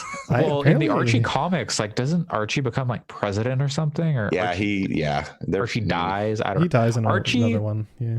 So minor spoilers for Riverdale, but just like how out there it gets. In season 3 of Riverdale, Archie is in juvenile detention in an underground boxing fight club. Yep. I've heard this. And he is attacked by a bear at one point. what? And it's just excuse me? Yeah, they break him out of prison. There's a prison break. It's apparently I need to get back into Do I the need show. to watch this show? Yeah, I think you do, Allison. It seems like a you thing. Incredible. It's absolutely. Does Archie have the map to the prison tattooed on his body? No. So I stopped watching that show like halfway through the first season because I got to the point where they made it to like the brooding Jughead, and I was like, "Are you serious?" Okay, I thought it was taking itself seriously at that point, and I was like, "Okay." Oh, because this was still when it was out. Because I've seen the whole like I'm a weirdo or whatever that is, and I'm like, okay. No, it's not. Yeah. It's a joke. It's not. Yeah, like I thought it was super self-serious because it was only the first season that was out at that point. So it's very self-aware. Okay, apparently I should go back to it. It's so over the top, and like they're running a speakeasy out of the bottom of Pops called Le Bon Nuit. Okay, we'll check out Riverdale. Yeah, I think you probably should. Yeah. Okay. I'm just gonna live. I'm not gonna say it's good, but it is great. Yeah. Huh. Interesting. I also, that is on my list, and then also fucking Sabrina is on my list now. There's like apparently Sabrina got real bad. Oh, that's a bummer. I've heard good things. I heard the opposite. I've heard a lot of people that I know in real life saying that they have really screwed Sabrina up. Like that season 1 was amazing, and it's only been downhill from there. See, I heard the Sabrina comic is very good. I've heard that season 2 is is interesting because of the different, like the direction that it goes in is like, they're very much going in a thing that works for me, which is like season 1 was all Satanist stuff. And then season 2 gets into like pagan pantheons. And then season 3 is supposed to be all eldritchy stuff. So that's what my friend was saying anyway, is that it's very like the seasons have themes, and that's something I enjoy. So I don't know. But you know, it is both good and great. The finale of BoJack Horseman. Oh, I was gonna say you, but okay. No, certainly not. I like you a lot more than BoJack Horseman, Alex. Just so you know. Well, if we're talking about the character, I think that's. No, I mean kind like of the point more, of the show. I like you a lot more than the show. Oh well, that's appreciated, but yeah, no. The final half of the final season came out for BoJack Horseman yesterday, so being someone with no self-control, I watched all of it. It was split throughout the day. It wasn't all at once. And it's really interesting because it also has a similar kind of feeling to the final season of The Good Place in that the pacing kind of goes a little bit haywire in some points, where it's just like, oh wait, now we're wrapping up everything really, really fast. And it seems like the writers were like, oh, we had all these grand ideas, so we have like these plot points that we wanted to spend, I don't know, maybe a small 2-episode arc on in some other season, but it literally gets reduced to like a 3-second scene in the actual execution of the final show, where it's like, do you guys want one minor spoiler? Yeah. Sure. No, fine. definitely Okay. not. No. Okay, wait. I'm a huge Sam- fan, but I haven't had time to watch it. I mean, if, Sam, if people headphones want off. spoilers, it's fine. Sam, headphones off. Yeah. It's really minor. Allison, you okay? It's pretty minor. Cool. There's a relationship they spend building up for the first half of the 4th season. The character Pickles, and then Pickle Rick is in the show. Yeah. I'm sold. Fuck. But basically, the conclusion of that arc is taken care of with a text message. And if you're not paying Oh. attention, you could totally miss it. Like it happens off screen, and it's about 3 seconds long. But it seems like they wanted to give it like a couple full episodes, but they couldn't. That's weird because I am nowhere near caught up with it, but knowing that character, I would assume that there would have been. Yeah, but like it's stuff like that made it feel a More. little bit fast. But it wasn't bad, and honestly, it felt like a reasonable conclusion to that part. But I will say that the second to last episode of the show is maybe the best episode in the entire series. Ooh. In a Better lot- than the in- funeral. Yes. Like I think it's possibly the best episode of that entire show, and it's just really fascinating in its execution. And I think that similar to The Good Place, it ends how it should. Like it has an ending, and the way they wrapped everything up leaves enough ambiguity to, like I was saying before, where it's like you can kind of draw your own conclusions, and that's a good thing. It's not as definitive as The Good Place, and also I think that's probably a good thing. So so fans of that show, I think you'll be satisfied with how that show ends, because the writing is really good all the way through. But how do I know when I'm satisfied? Just wait 20 minutes. It takes a while for your stomach to send you the signal. That's why you got to eat Right. real fast. And That's then why, like when you go to At the Yakiniku, buffet. Korean barbecue, you got to order as much as you can right off the bat, and then just shove it all in your face. yep. And also you can just go to the folder and look at all the videos if you really wanted. I assume we're talking about the same reference. Yeah. Okay, great. Uh, But yeah, no, BoJack Horseman, that's another one that might be worth a spoiler cast at some point. Maybe we should have a joint Good Place and BoJack Horseman spoiler cast. hey, Since- don't forget Riverdale. Sam, Allison, and I will have finished all of those. And probably will- won't have I will to. definitely get to- Riverdale. I will definitely be able to finish BoJack. I don't know about Riverdale, but I'll start it. It's, I think we could at least have those two. Has Probably- anyone apart from me watched Sex Education on Netflix? No. It's I've heard it's so good. funny. Gillian Anderson plays a sex therapist at a like John Hughes style high school that's set in England, and all the cast are English, but everything else is like John Hughes Americanized, and it's very, very stylistic and cool, but it also happens to be very funny. So the main character is the son of Gillian Anderson's sex therapist, and he is giving sex advice to other kids at the high school for money. And it's like each episode is about a different problem that one of the kids has. So like in season 2, there's one where young children, don't listen to this. A girl is having sex with her boyfriend, and every time she reaches orgasm, she covers his face with a pillow, and he's like, "It feels like you're trying to kill me." And it's all, the whole episode is all about what she's doing, why she's doing it, and like resolving her problem. It's really good. And that's just like one episode of season 2. Season 2 is much better than season 1, and season 1 is very good. okay. Well, if you're a dirty pervert like Sam, then you can check out Sex Education on Netflix, or you can find our podcast on Pornhub. There's a lot of nudity in season 1, but I don't think there's been any nudity in season 2. So all right, yeah, I'll probably pass. Well, but it's very funny. It's just a good British comedy. While we're all sharing television show recommendations, I have to say, in the last episode of the first season of Clone Wars, Cad Bane snaps someone's neck and it says bones crack in the subtitle. Then he throws a grenade and kills a room full of people, one of which survives and reaches out to Aura Singh, who shoots him in the face execution style with a pistol. And then, like, Cad Bane proceeds to kidnap and attempt to murder an entire group of senators. That show gets fucking rough. That's awesome. And I guess I won't watch that when I get Disney Plus next month. No, I mean, you should. I'm amazed that they allowed that to be put on children's television, because The that show Cartoon is Network. dark as hell. That's awesome. There's an entire episode of Riverdale where they're performing Carrie the musical. It's like based around them producing and performing Carrie the musical. It's a good book. Anyway, Also, in in the Good Place.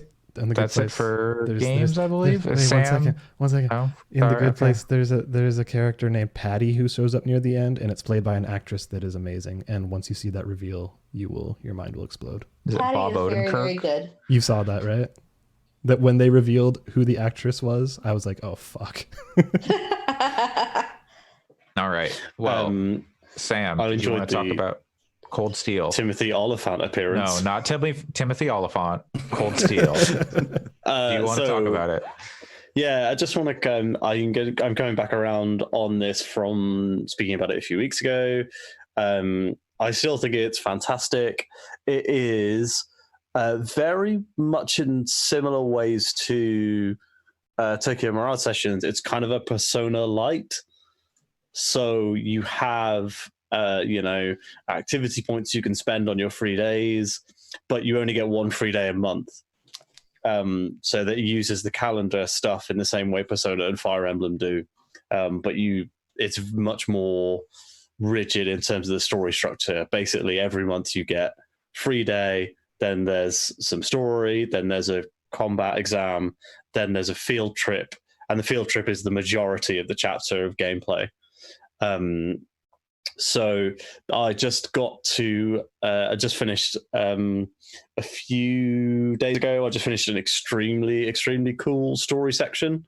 I don't want to talk too much around it because I know that Pat has said he's vaguely interested in playing. Absolutely. Yeah. I will not promise a time frame for this. It may not be for 10 more years before I finish those games, but I do want to play them because they look really they'll cool. finally be almost finished with the series by that time. So Yeah. And I do intend to play Trails in the Sky before I play Trails of Cold Steel. So Trails of Cold Steel 4 is the last Trails of Cold Steel game. They've said they're working on another series in the Trails series. And there's going to be some Gaiden games, and they are remastering the two games that were never released in the West. They haven't said if they're releasing the remasters in the West, but they are remastering them. But the next I think they're saying there's at least a trilogy left, but that's it. When that trilogy is done, the Trails series is done, and they're going to move on to something else, which usually will just mean that they have another JRPG, but they'll set it in a new world with a new combat system, because all of the Trails games have the same combat system basically. So I'm really enjoying Trails of Cold Steel. The characters are like slowly being basically every time you go on one of these field studies, you go to someone's home usually, and you learn more and more about the characters. So there were a couple of characters where I was like, oh, I know everything there is to know about this person. He is a kid who likes music. And then you find out that he didn't want to come to the military academy. He wanted to go to the music academy. And you find out why he did end up coming to the military academy, what the deal is with his family, like loads of stuff. And everything kind of ties in with everything else. So even though there's like a whole world of stuff that I'm missing, because I haven't played the Trails in the Sky series or the Trails to Zero, Trails. I can't remember what Trails to Azure is, what the unofficial translation is, because they've never been translated into English. There's a duology where you basically play a cop in a small free state called Crossbell. Oh, Spider-Man. I believe it's called Crossbell. Yes, Crossbell is the state. Well, but also the game. I thought the games were called. It was called. Oh, I think they're informally called the Crossbell duology. Gotcha. Okay. But they're Owl no Kiseki and something else. And Owl is Zero, and I can't remember what the other one is. Sora no Kiseki, which I think is meant to be Azure. Azure is the unofficial translation to both. But yeah, so I'm really liking Legend Heroes Trails of Cold Steel, and I'm hoping to finish it this weekend, because I'm almost up to what I think is basically at the beginning of Trails of Cold Steel, there's an abilities. So they show you a section where you're level 50 much later in the game. And I'm level 42 now, so I'm assuming I'm coming up on that, because the characters that you aren't playing when you go on the field study are leveled up to a set level every time. So like some of the characters that went on the field study are level 43, but like all the others are 42. So that shows you what rough level the game thinks you should be. So I'm coming up on, I think I've got one more month, which I'm in the middle of now, before I go on to go back to the beginning. And then there's an end section. I did see Michael Hyam on Twitter saying that the end of Trails of Cold Steel was about 5 to 10 hours longer than he thought it was going to be. Yeah. I was going to ask, does it go JRPG? Do you think it would, like, it's traditional enough JRPG to do the JRPG thing of having an ending and then having another ending and then probably another ending? Well, apparently it ends on a huge cliffhanger. Oh, good. Because all of the Trails games, because they're designed to be kind of like novels in a series, like a fantasy series, like Game of Thrones style, they all end on huge cliffhangers. Apparently, the Trails in the Sky cliffhanger is terrible. It's like Halo 2 level of like, oh, guys, you should have just finished this sort of thing. But although that is apparently because the original Trails in the Sky was developed as one game and they realized it was too big, and then they cut it into 3 chapters. Cowards. Yeah. I'd love to play a remaster that's just everything all in one, like a 300-hour JRPG, all story. God, that's yeah, terrifying. Could you imagine? Well, I'm currently 50 odd hours into Trails 1. Trails 2 you have to play twice. So hold on tight, everybody. I don't think I'm going to do that when I get to those games. So, I mean, obviously you haven't played it yet, but do you know, are there any meaningful, like, mechanical differences between the two? Like, obviously Persona 4 and Persona 5 feel different to play because they added a bunch of systems. Do you know if they did that between 1 and 2 for here? So I don't know if there's any new systems. I did catch a bit of gameplay in a YouTube video I was watching the other day, like of the combat, and the menu is exactly the same. Okay. So I guess we'll find out. But there's definitely a load of stuff going on that they haven't delved into at all, and I don't think they have time to delve into. There's a huge subplot with the main character who has like a giant scar on his chest, and it's like, he basically kind of Super Saiyans at one point, which is not something that I have seen anyone else do in that universe, or Does he anything go even beyond? approaching it. Does he go beyond Super Saiyan? To Super Beyond Saiyan plus 2? Ultra, you say? No, Super Saiyan 2. We'll get there. I will say, I was looking, and the Trails in the Sky series, the games are not as long individually as Trails of Cold Steel. It's I think they're 30 to 40 hours, aren't they? That's the only reason that I would consider playing them first, is because you can play all 3 of them in around 100 hours, which, like, when I set myself to something, I don't know, I played The Witcher 3 in like a month, and I put 120 hours into that game in a month, because that's just like all I did with all of my free time. So the idea of playing the Trails games over the course of 5 to 10 years is doable. Yeah, I mean, I have to say, I'm genuinely tempted to get to pick up a Vita so that I can play the Trails 2 on the train, simply because it's taken me a really long time to play Trails 1 in the snatched 20 minutes, half an hour that I can get every few days with my PS4. I managed to play about an hour this morning, which was great, but I managed that by getting up at 6 a.m.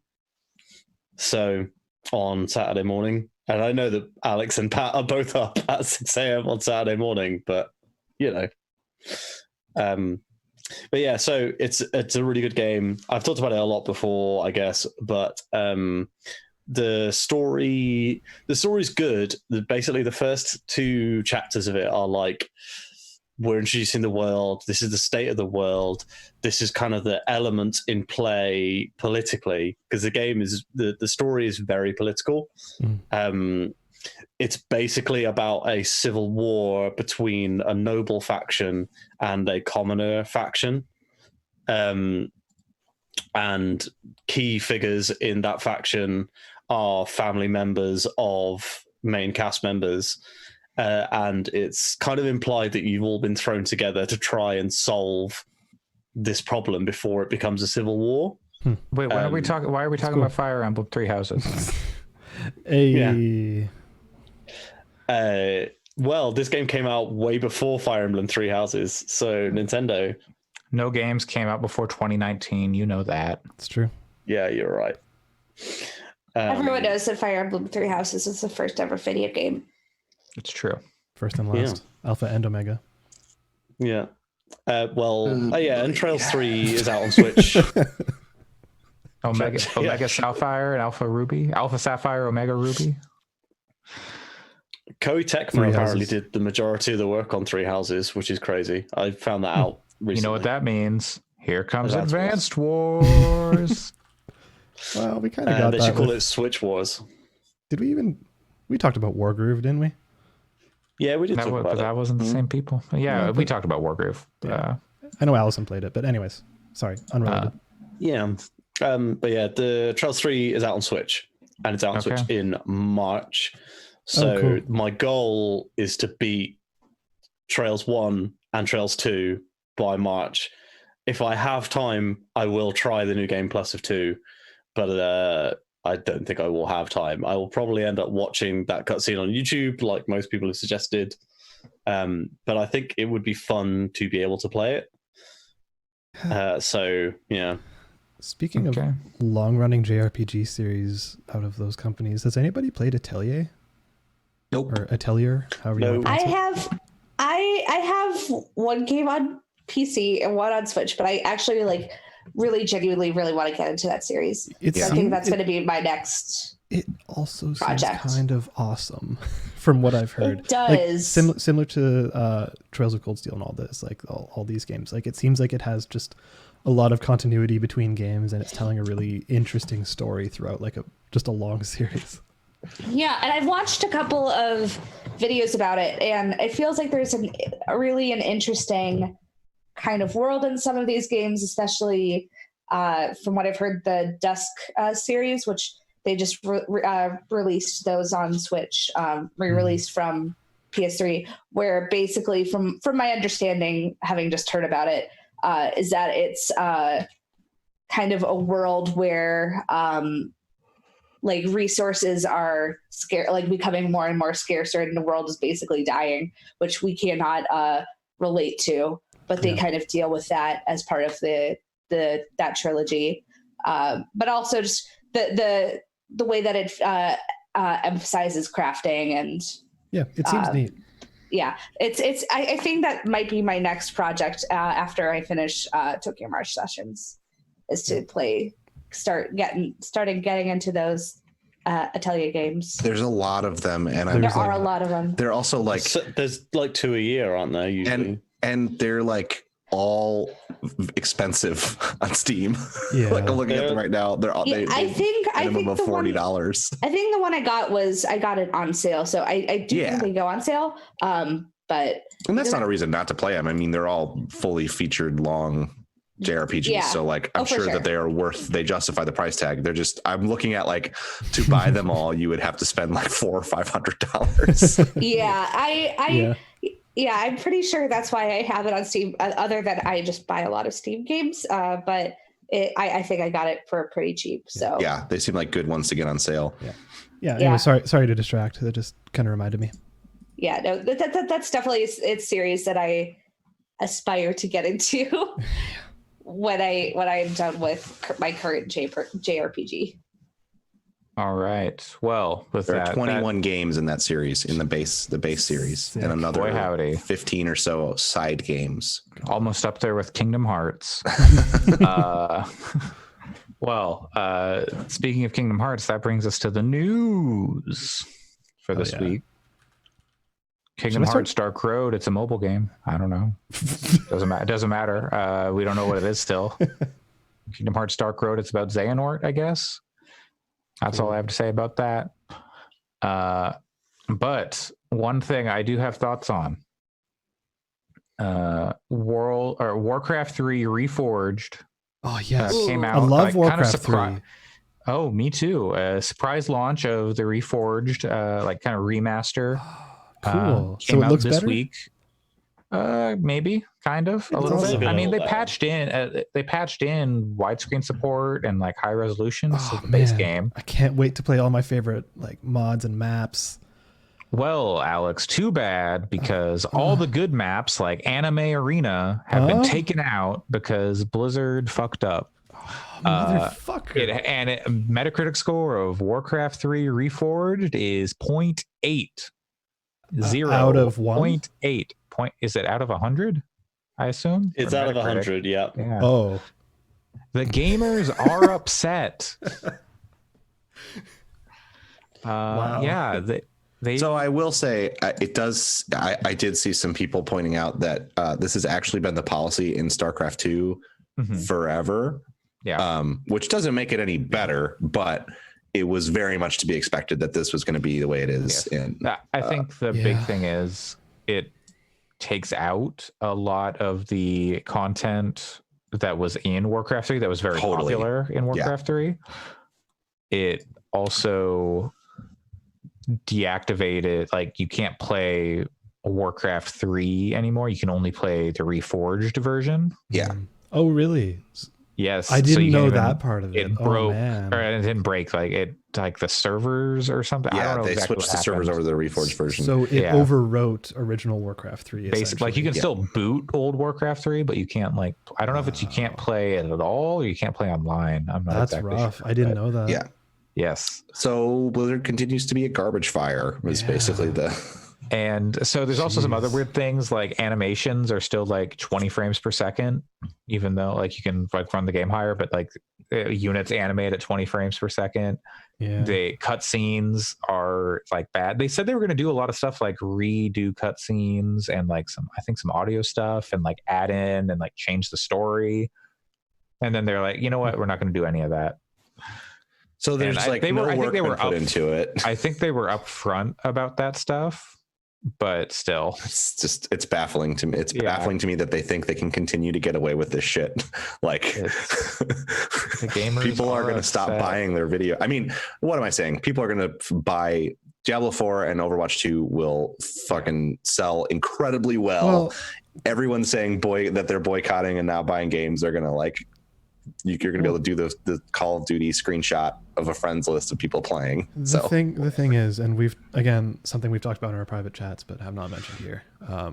But though Diablo 4 and Overwatch 2 are going to play amazingly, they're going to look amazing, and they're probably going to be real fun. But the issue with Blizzard is all their fucking management.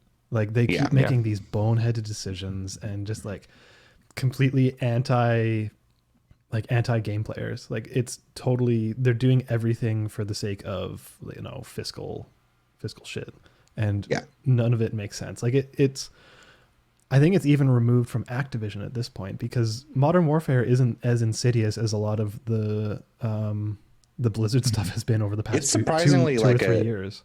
Yeah, I mean, like it has a battle pass, and there's a lot of cosmetic shit you can buy, but it's not.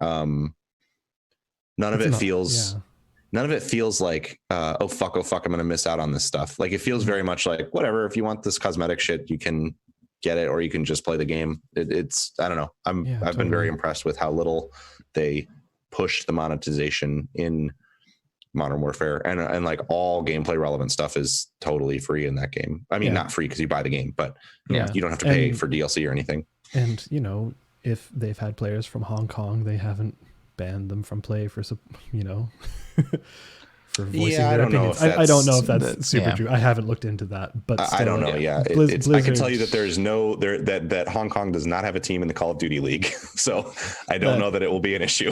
But just it's that higher level stuff that's been happening that just makes me really feel icky about Blizzard. Yeah, for sure. And also, while we're on the topic of Blizzard, they have rolled out an update to Overwatch, and they have changed some stuff in the competitive mode. Oh God, yeah, that was so stupid. People have been asking for like a ban phase or something. You know, the ability to ban heroes, is that what they call them? Heroes in the competitive mode, to allow some like counterplay, and you know, like, oh, this hero's broken right now, just ban them. Which is normal in competitive games like, let's say, Dota. Yeah, like that is a mode or like Rainbow Six Siege. Yeah, right. You can ban champion, or I don't know. Shooters, I actually have never played operators. That's what they call. I think they're called operators. Maybe not. Yeah, operators. But Blizzard's solution is, you know what? No, we're gonna rotate the available pool of heroes each week, and we're gonna choose who is available. Like, why do you have to make it more? Let people play what they want, but if someone gets banned, they get banned. But it doesn't solve the problem, really. It just makes it so people, like, some weeks will be worse than others, because some weeks the champion or the heroes that are broken will be available. I think like kind of on that note, to your point, Alex, about Diablo 4 and Overwatch 2 playing amazingly, I'm sure that you're right. I'm sure they will play amazingly. Diablo 3 plays amazingly, Diablo 2 plays amazingly, and Diablo 1 plays amazingly. Like Overwatch 1 plays amazingly. They're going to make the same game again with some new stuff in it. And it's like, yes, they've made really good games in the past, but they very much make the same games over and over again. I would disagree slightly, but please continue. But like when they tried to make Diablo different, everyone was like, this sucks. And then they made it closer to what it was originally, you know? That's true. Like, so I don't know. I mean, they've certainly, they don't feel innovative to me anymore. Even Overwatch, which plays amazingly, exists because Team Fortress 2 existed first. Like, it's very derivative of Team Fortress 2. They have expanded upon that and made a wider roster of interesting characters for sure. But I don't know. I'm just very over their whole like thing of making the same game for a long time. I think that's super valid. The only reason I disagree is because when Overwatch came out, they had never made a shooter before. So that is different than anything they had done up until that point. So like, sure. Yes, you're right. It is cribbed from Team Fortress 2, but like, that's kind of like, for me, it's similar to saying like, oh, if Firaxis stopped making Civ for a game and then made like a Battlefield, and I'd be like, huh? Yeah, I guess the thing is that like Overwatch came out in 2015. Yeah. So that was like the one kind of very new feeling game they had made and I mean, again, Hearthstone exists, but I think that's different because it's still a strategy game. Like it's different structurally, but it's drawing from groundwork already laid by other games. Like it actually is basically the World of Warcraft trading card game that Cryptozoic made, but they made some changes to it. Right. So they simplified it. So I almost don't count Hearthstone, but either way, those are like two newish games that feel genuinely different in like 20 years. Yeah, no, I think Not 20 that's years, 15 years. totally valid. But yeah, my point with what I'm going for is like, again, I don't blame a single artist or an animator or a programmer or a sound designer or anything like that. My negativity towards Blizzard at this moment is purely focused a couple levels above them. Yeah, there's super talented people at Blizzard that make things, that make the games that they make, and clearly have range to make other things really, really well. So I would never like shit on a mid or whatever level worker there. It's all in the decision making at the top of the company that is the problem. Yeah, 100%. Yeah. The gamers are and will continue to be upset. Next up on the news list, Alex. Hey. Steins Gate Zero Elite. Yeah, that'll be really cool. What is Steins Gate Zero, and what does it mean to be elite? Wait. Steins Gate Zero is an alternate version of Steins Gate. No, it isn't. Based on a different timeline, isn't it? It's not an alternate. God. So there is a bad end at the end of Steins Gate, which is the canonical bad end, which then you go through it and then it resolves into the true ending. But like some stuff happens in that bad end that they kind of hand wave away, being like, oh, this happened over the course of like 30 years. That they're like, oh, and then like it adds weight. Steins Gate Zero is breaking out of that bad end and showing that whole story, like that whole basically like 30-year story. So it's like if in Zero Time Dilemma, that's the second one, right? Yeah. Third one. Sorry. Third one. Virtue's Last Reward. Virtue's Last Reward. Wait, no. Okay, no, it is the third one. That's like if they went from the end of the third Nonary game and showed you between the end of that and the beginning of the second one, or that one ending, the canonical ending, like bad ending or whatever. Yeah, I could see that. Yeah, that's not 90-year totally, period or whatever. Yeah, that's not totally unreasonable for a comparison. But yeah, it's a whole separate story, but it's still technically part of the main Steins Gate game. But Steins Gate Zero is far darker. Okay. And it's really good. So I'm looking forward to it. So Elite is just the remaster, updated version, like what we got with Steins Gate last year. Correct. It's going to have the same treatment, but I'm also very interested because while there was an anime of Steins Gate Zero, it's also very different from the VN, so they can't just reuse all of those assets from the show. So they might have to make like completely new stuff, and I'd be interested in seeing how they do that. Okay.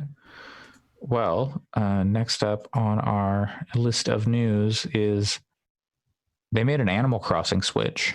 It's real good. Yeah, it looks so good. It looks so good. I don't even care about Animal Crossing, but I'm like, damn, I want that. I'm not going to play Animal Crossing, but I'm tempted by that Switch. I am so tempted. I won't, but that is me exercising a lot of restraint here. So, like, just know the level of restraint that me not buying the Animal Crossing Switch is. Yeah, it looks so real Back good. of the Joy-Cons are cream, and I'm weirded out by that. That's cream, get the money. Dollar bills, y'all. True. Or dollar bells, y'all. Oh my god. Dollar bills. Oh. All right. Well, that's it for what Switch would you like to see? Which branded Switch would you like to see? Oh, boy. Like in this style, kind of. Outer Wilds one made out of wood. Okay. Galgun. No. Look, you can print whatever anime porn you want to put on your Switch yourself. It's called hentai. Okay. And it is an art. Thank you very much. Galgun is not a hentai. It's an ecchi. I'm not doing this. This is not what this podcast is about. This podcast has always been edgy. What are you talking about? All right. God. Well, with that, that's going to bring us to our newest segment. What? Beep, beep, beep, beep, beep. New You segment. can't do that's very much in use in other places. You can't do Yeah. news beeps. We got some questions from listeners. yeah, we do. We're gonna read them. Maybe we'll answer them. Maybe We'll see. not. I don't. We'll see. We'll say, hey, why would you ask us this? You're messed up, man, or lady, Or lady. or folks. non-binary person. All valid. All right, so you're all valid, but you're messed up. So, speaking of messed up, You're valid, but you're perverts. I think that's what a beautiful statement. You're all valid, but you're messed up. speaking of messed up, our first question comes in from Sam on Twitter.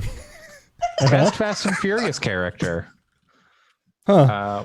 Well, Sam, thanks for writing in. Speaking of perverts. Speaking, Like, is it Hobbs or is it Shaw? Now, guys, it's neither. It's Han. There's only one correct answer, and it's Han. And if you say otherwise, you're out of here. I haven't seen the movies, but isn't it Michelle Rodriguez? She's also very good. no. But she gets kind of I hate her character so much. she gets I hate her fridged, character and then she so gets much. unfridged. You really should watch. Those movies are so good. Okay. Look, I wouldn't be surprised if Let's like talk seriously about Ludacris. Ludacris is also very good. That's I the don't thing. know It's too hard his to pick a character's favorite. name. I want to say his name is Chris. It's Tej. Tej, there we go. Ludacris is great because they didn't really have anything for him to do, so they made him the hacker. Yeah, in the And first movie, so- he's just like a money man and like he has Yeah. like connections. But in 5, he comes back and he's like is super smart. And like he's not smart in 2, but he is very good at like hacking saves and knowing security systems and things randomly. Very good Reminder, at hacking. There's also a very good Kurt Russell character in Fast and Furious. Yeah, He's fine. Mr. Nobody. There's also you know who's the worst Charlize character? Theron has a bowl cut in Fast 9. I you know thought who- she sucked Like in a the Naruto character bowl cut. It's you know bad. who the worst character is? It's the Yeah. guy they got. It's Clint Eastwood's son, who they used to replace Paul Scott Walker in Eastwood. Fast 8. Yeah, Scott Eastwood in Fast 8. He's the worst character. Okay, moving Yeah, I don't on. like Scott Eastwood. Moving on. Alex, did you watch the Fast 9 trailer? No. I did not. There's an extremely funny ludicrous joke in it where this guy's like, look at this. And he's basically just got an old car and strapped a rocket engine to the top. yeah. And Ludacris goes, is that a Pontiac Fiero with a rocket strapped to it? And he's like, impressive, right? And Ludacris goes, no, it's not. It's not impressive. The delivery is what makes it funny. Yeah. And it is very It's funny. very for sure. good. That sounds so dumb. I love it. It's It's it is extremely really dumb. and it made me think, oh, they're going to space.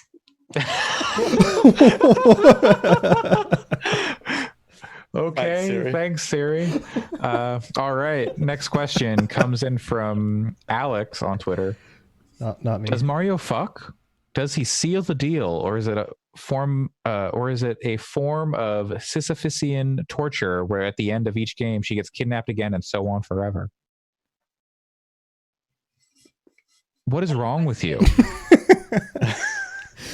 Look, You're valid, but talked what is about wrong how- with you? Mario and Peach are both asexual. Next question. But Luigi fucks. Oh yeah. Yeah, Obviously. So does yeah, with toads. Gooigi fucks. I'm not gonna say that about I think does Luigi but- fuck Gooigi? Oh. Jesus. that masturbation. No. Is that masturbation? I'm just asking questions here. How do toads I've seen the reproduce? original Ghostbusters. They grow from the ground. They grow from poop like mushrooms do. All right. Next question Wait, from so Birdo, what's up with that? Does Birdo what fuck? isn't up with that? Well, obviously Birdo's a he. He's got Birdo is a he. Got them eggs. Huh. Okay. Okay. You So- need to fuck to get eggs. I don't know. No. Don't. Next chickens lay question, eggs. please. But Yeah, I every mean, day. Yes, but I mean, if you got eggs, presumably you want to fertilize them eggs. Anyway, Not necessarily. Moving on. What's your most anticipated indie game this year from Cheska?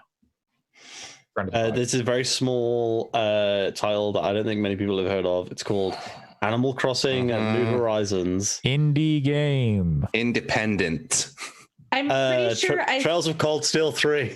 That's also doesn't count. Those games are They're not indie. published. They're an indie publisher. They're published by NIS America. They're indie. Sure. Anyways, They're independent. Anyways, I'm pretty sure I've been shouting about this since the start of the podcast, but whenever Mineko's Night Market comes out, I'm so excited for that game. Yeah. I'm also still looking forward to Neko Barista, even though it was supposed to come out halfway through last year.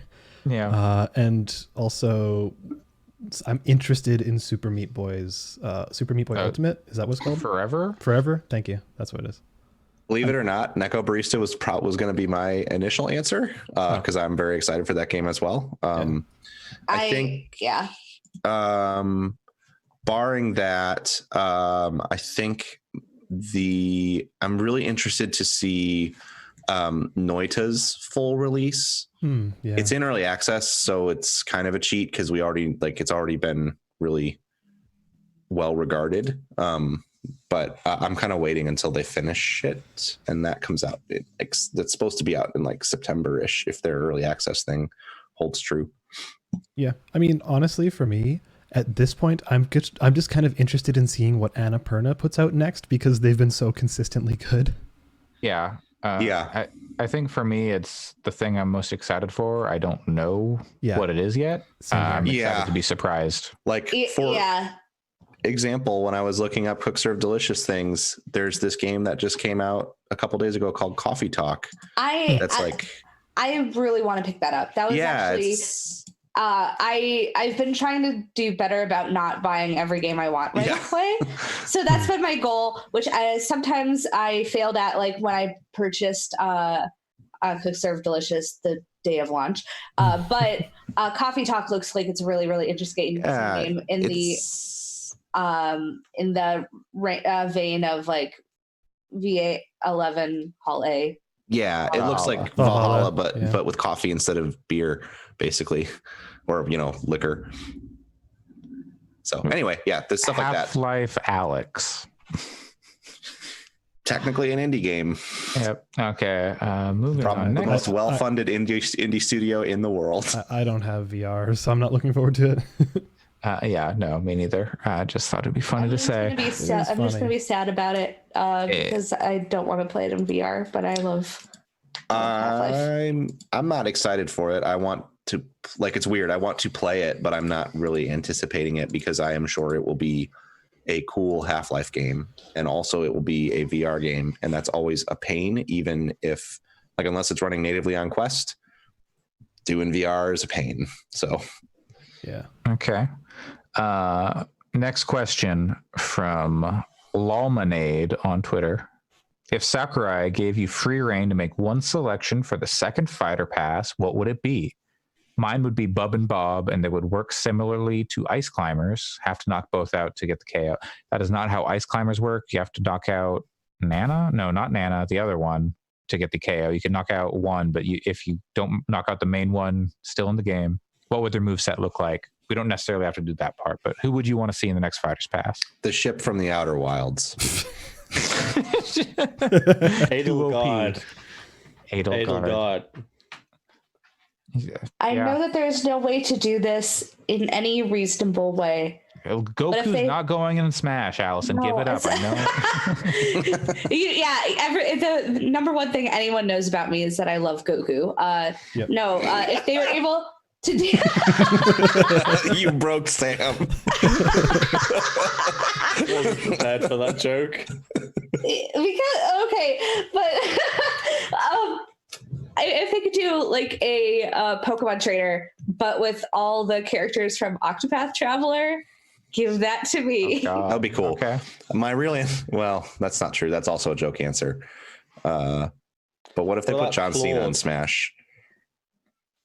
Yeah, that is a joke answer, Pat. John Cena, Pokemon trainer. He plays different. He's the Marine, a wrestler, or Dom's brother.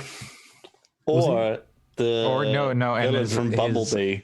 His Super Smash, is that what the move is? The Final moves? Smash. His final smash is he butt chugs and then he gets super strong and then he uses his That's a good seventh move movie. of doom, the lightning fist. I think I only have joke answers because my real answer would have been Banjo and Kazooie, and that happened. So Can I just? I'm not giving joke answers. Edelgard, Claude. Yeah, like, let's just these put are in. all Let's put in some Dimitri. more. That's- Let's put in some more that's what Fire everyone Emblem. wants. Yeah. is But, more but Fire my Emblem. idea with that was that you have all Edelgard, Claude, and Dimitri, but there is another Pokemon trainer like thing where you But- just use all of them at once. So Byleth just like throws out those three. That would Yeah. be funny. They like yeah, jump but in I like mean, a like tag then you attack. could, but then you consolidate that so that you only have one new Fire Emblem character versus having three new, especially if you're No, I doing want it in- all three. Okay. On Okay. screen Alright. at the same time. All right. So Usually, of the 5 characters in the next fighter pack, Edelgard, Claude, Dimitri. You should make a reset era thread about that. Jesus. I think my pick would have to be an op from Counter Strike. Like it just Okay, that's also a joke answer. it self propels and it can no scope and Okay. yeah. My answer, serious answer, the main character, I guess, from Sayonara Wild Hearts. Huh. Oh, that'd be really good. That'd be interesting. I'd be into that. Oh I fuck. don't Let's know what get the moveset about- would look like, but there'd be a motorcycle and like a It's- sword. wait and, a like, minute. you'd shoot some shit. Is that character the Wii Fit trainer, but like 10 years earlier? We fit trainer, but Wario because of the motorcycle. Yeah. And Or a sword, yeah. so it's also a Fire Emblem character. It's the best of all worlds. how about Florence from Florence? God. That How would just about make me a cry every Monster time the Hunter? characters go up on screen. I mean, I want a monster. Hunter. Yeah, put a Monster Hunter in there, baby. could we reasonably see Goose from Untitled Goose Game show up in? Yeah. I think that's an assist trophy. If they put Piranha Plant, they can put the goose. How The about goose would never be able to win though. The goose would just would never fall off because you could just You sort of couldn't fly control back. the goose. It would just do what it wants. You pick a could, like- direction and it just runs in that direction until you Maybe. change the and input. then it's like, I'm gonna run over here now. And it only honks or okay. grabs things. I do have one Like, serious answer. Okay. 9S. Yeah, but they already had a near character in what was that game? Not Dead or Alive. Soul Calibur has 2 Rumble That's what it was. Roses. Thank you. No. But I think you could have Madeline and Badeline from Celeste. Ooh, that'd be good. That could be That fun. would be.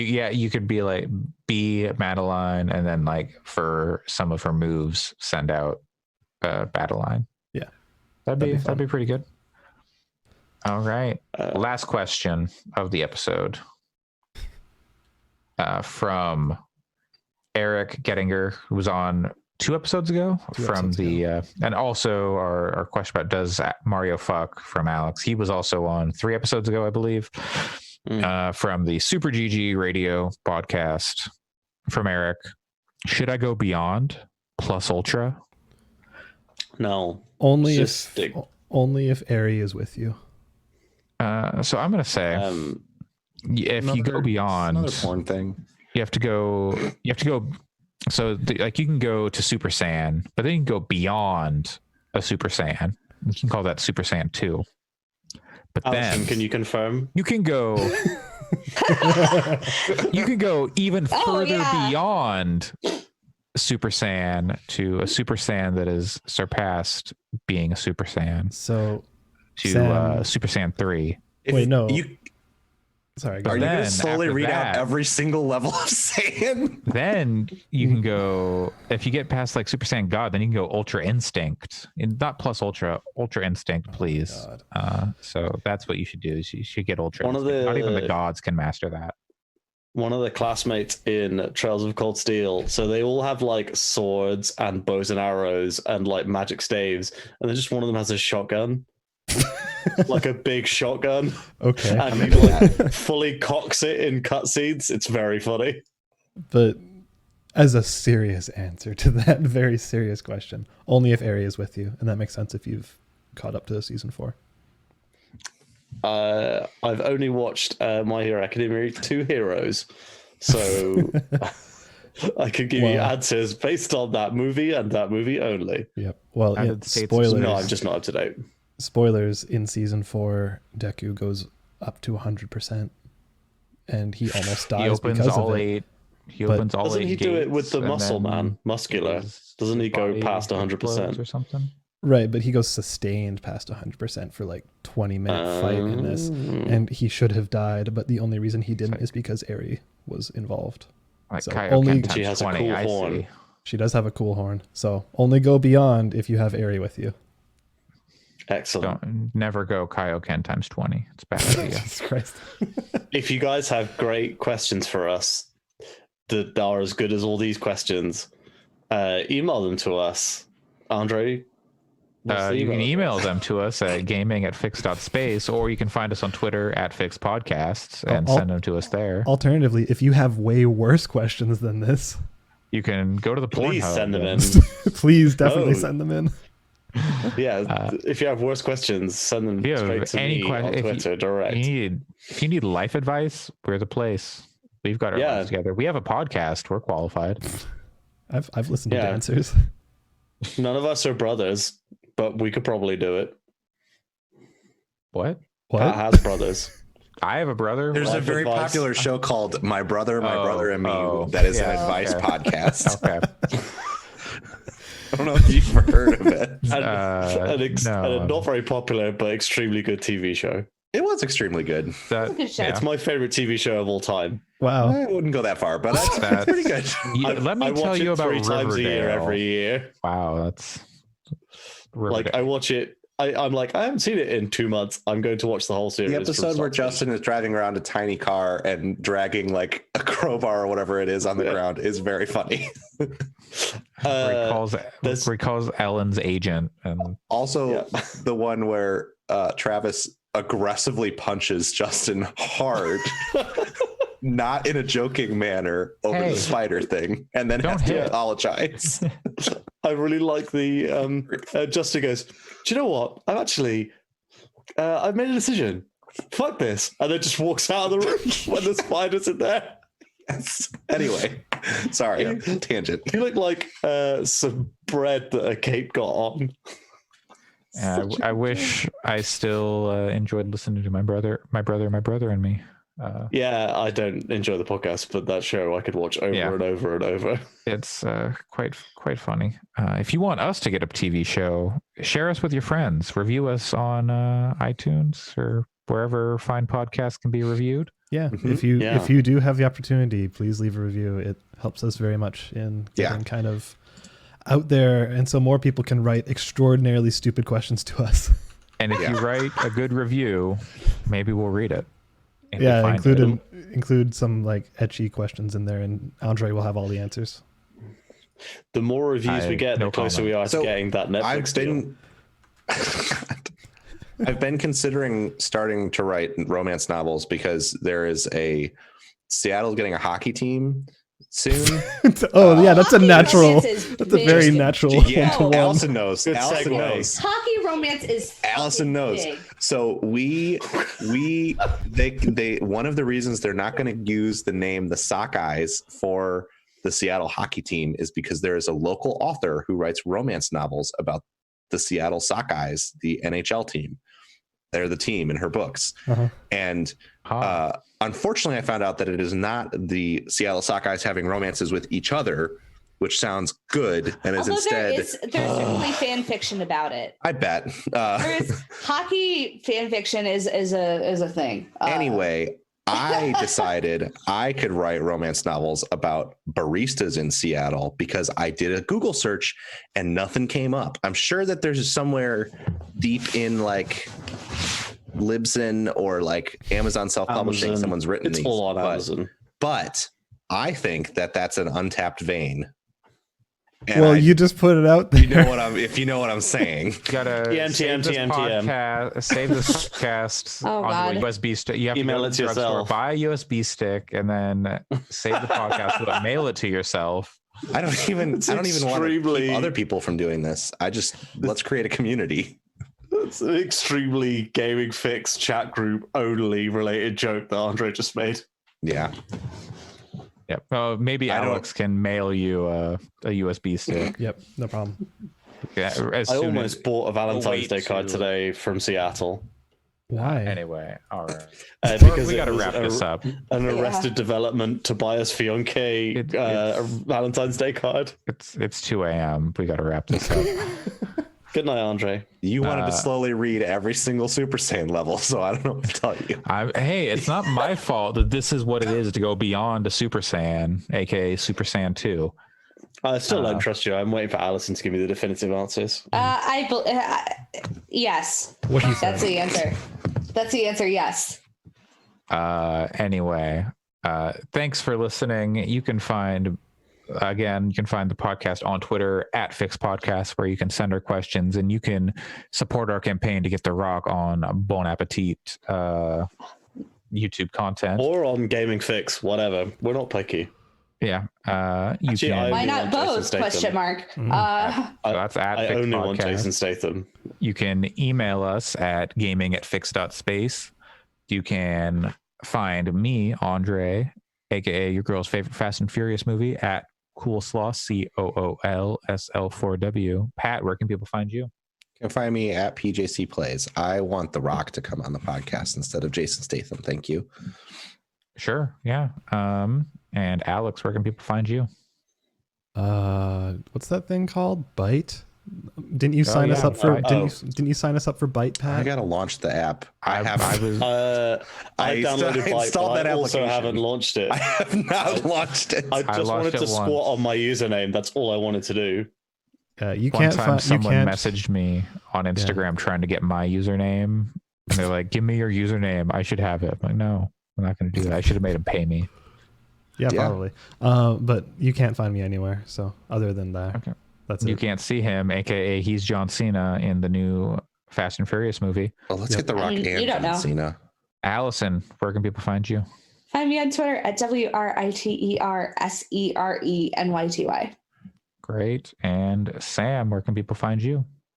You can find me on Byte at give me 2 seconds to register my SGCH? account. Yeah, that's what I'm going with. I register for every new social network just to squat on SGCH in case it takes off. Okay. Cool. I've squatted. We have SGCH. We've Sick. done it, lads. Good to know that that's the method for getting SDCH out there. Is you pop a squat and then it just kind of pops out. God. Well, that's it for this episode. Thanks for joining us, everybody. We should do another clap at the end. Yeah, we should do another 'Cause clap at Sam's the end. recording. But yeah, okay. Goodbye, listener. Goodbye, listeners. Bye. Goodbye, listener. Listeners, we have at least 2. Well, I'm making them feel special. They don't have to know.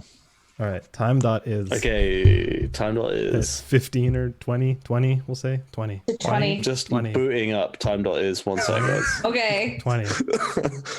No. Okay, 20. Yeah.